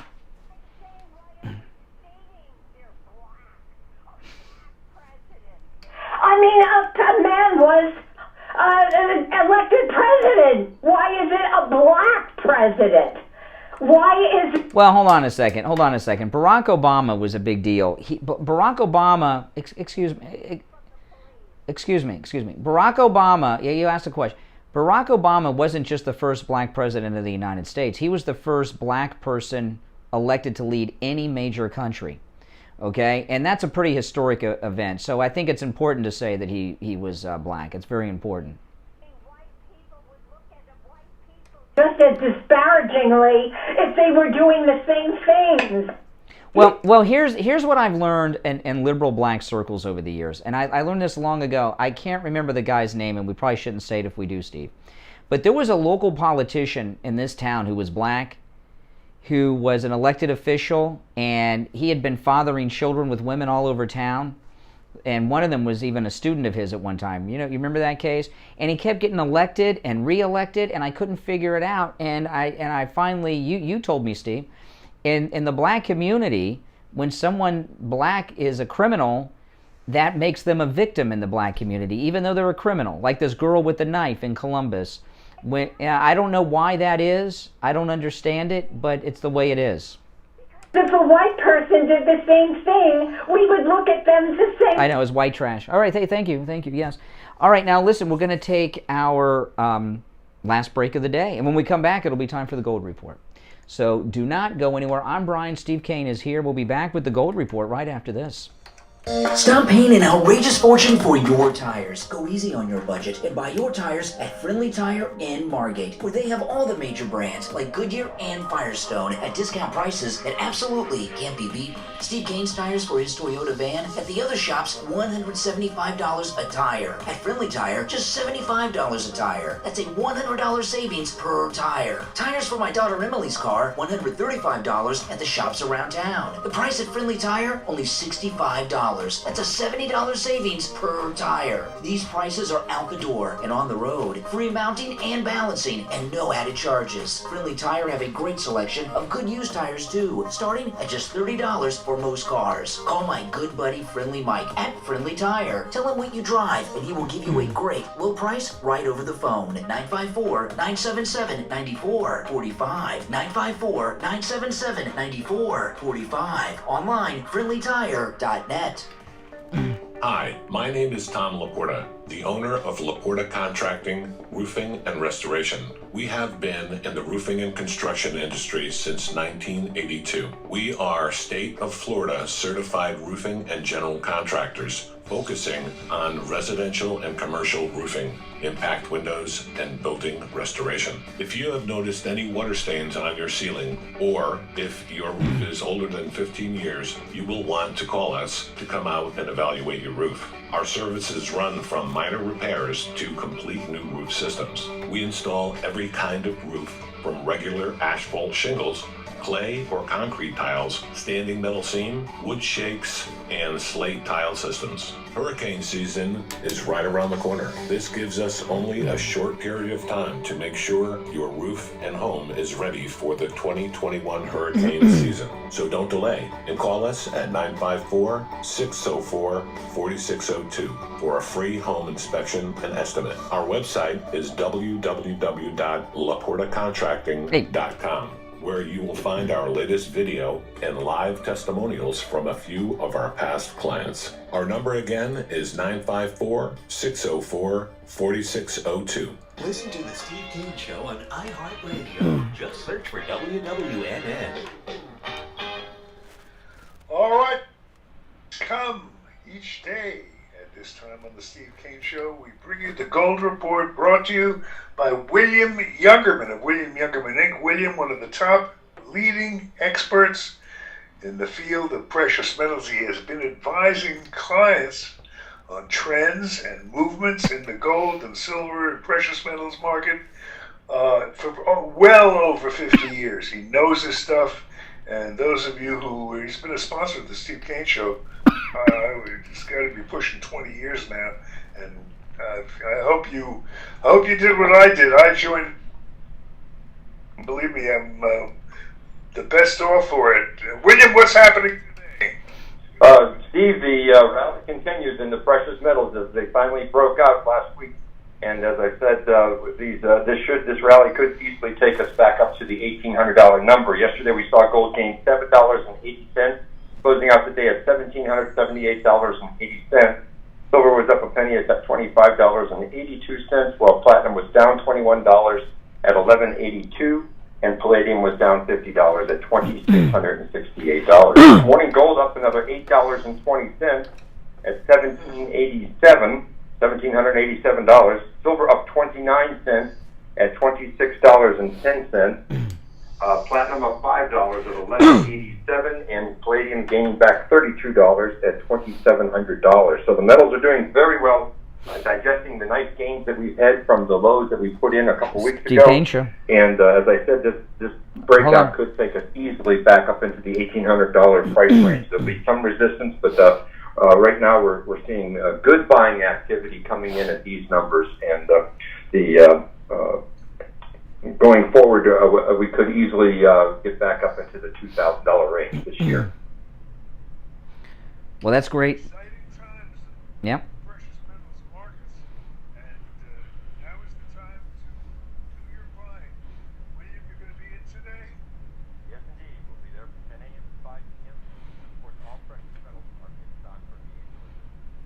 That's right. Now listen, William Youngerman, his store is located right here in Boca Raton. The address is 150 East Palmetto Park Road in Boca Raton, which is just east of US 1 Federal Highway, on the south side of Palmetto Park Road, on the first floor of that massive Bank of America building. You can find him online at williamyoungerman.com or give him a call, 1-800-327-5010. All right, William. Yep. All right, take care. Now, before we go back to our calls, I found something today that I thought was interesting. You're not going to understand this, Steve, because it involves some internet tech stuff, but some people will.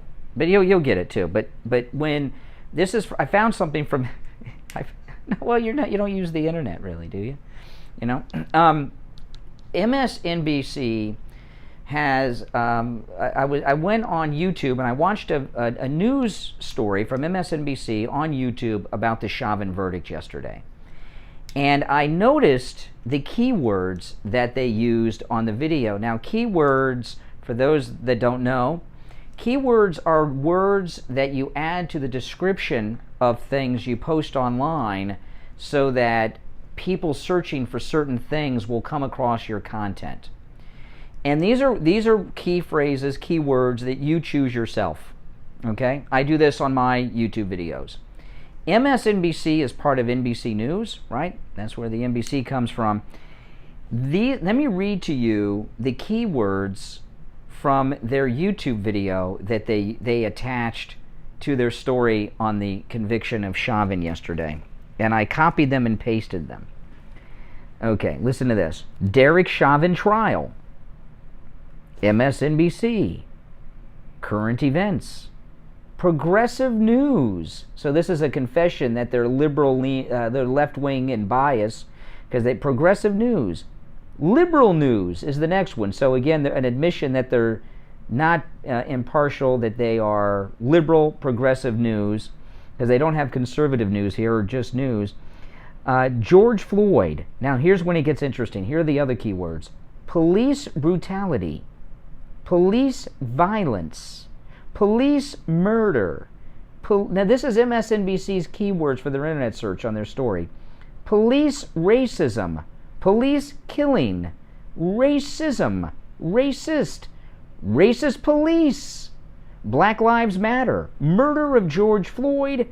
And finally, systematic police reform. Those are all the keywords they used on their story online on YouTube on the Chauvin verdict. So they admit that they're liberal news. They're not real news.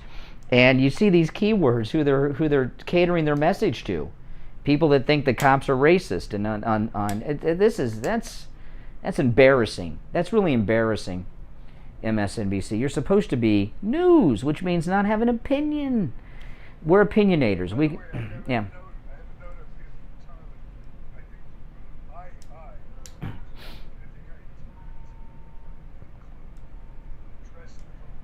No, I did it. I gave it out. I gave it out. I gave it out. I gave it out. I did. Good morning. Yeah, I gave it out. You cut out, so yeah, no, I covered for you. I got it out. Don't worry. Yeah, good morning. You're on the radio. What's your name? Al, South Florida. Hey, Al. Nancy Pelosi. I can't stand that lady. Anyway, what I was going to say about her. It sounds like the mask she wears has gone to her brain even more with that thing she said yesterday about... She thanked George Floyd for dying, yeah. That's crazy. I wonder if she wears her mask going to bed at night. I'm surprised. You know, I didn't want to say what I think about it on the radio. How would you like to wake up in the morning next to that face? I would rather jump off the roof, I think. I don't think I would want to. Anyway, I just hope she's no longer around. She said she's not going to run again. She said she's retiring. Oh, I got a couple sound bites here I want to play for you at the end. They're both from AOC. AOC weighed in on the verdict of Derek Chauvin. Here's AOC. It's not justice. And I'll explain to you why it's not justice. It's not justice because justice is George Floyd going home tonight to be with his family. Justice is Adam Toledo getting tucked in by his mom tonight. Justice is when you're pulled over, there not being a gun that's part of that interaction because you have a headlight out. Who had a gun pulled out because they had a headlight out? I thought that Dante Wright had a warrant out from on a violent gun charge and tried to escape police and was pulled over for expired plates, and they found out. And the other kid, Toledo, had a gun in his hand. Who got pulled over and shot because they had a taillight burned out? Justice is your school system not having or being part of a school to prison pipeline. Justice is a municipality and a government that does not, because it trickles down, right? That does not value military and armaments more than it values health care and education and housing. Okay, now one thing I noticed, I mean, she's out of her mind. One thing I noticed about AOC, that was a video she did on Instagram in front of the Capitol building. And I've noticed this a lot on her videos lately. Underneath her eyes, very puffy. Very puffy under her eyes. What do you make of that? Well, when I was younger and I used to drink, I'd have puffy eyes all the time too. Drinker? Oh, yeah, well, I've seen her drunk. She did a video on Instagram. Oh yeah. You're saying it indicates she's a drinker, Yeah. as opposed to somebody who's on some kind of. No. She's a drinker. She did an Instagram live from home. She was drunk, drinking wine, putting together IKEA furniture, and putting together IKEA furniture sober is pretty difficult. And she was putting together IKEA furniture, peddling her progressive nonsense, and drinking wine to the level of lots of intoxication all at the same time. She was multitasking. No, she's a drinker. Good morning. You're on the radio. Can you hear me? I can. I don't know if we want to.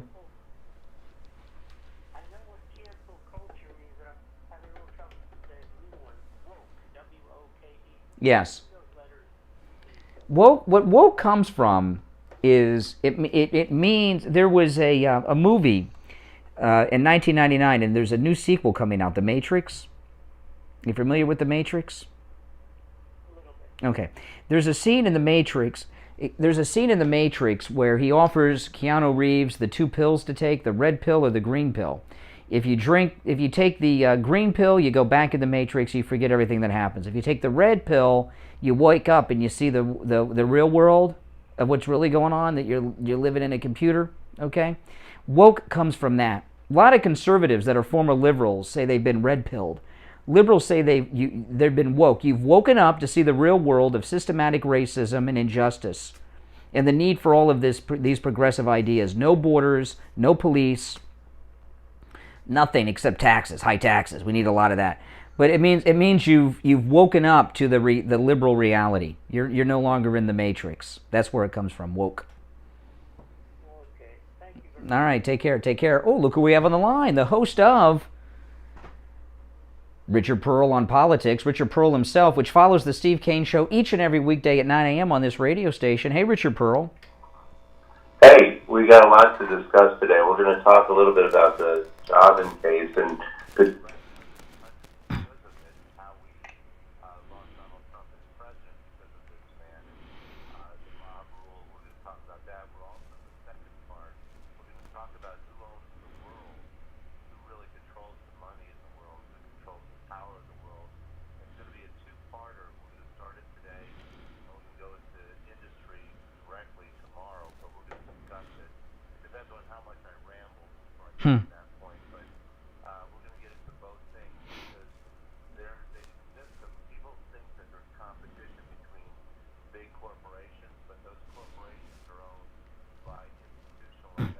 Mm-hmm.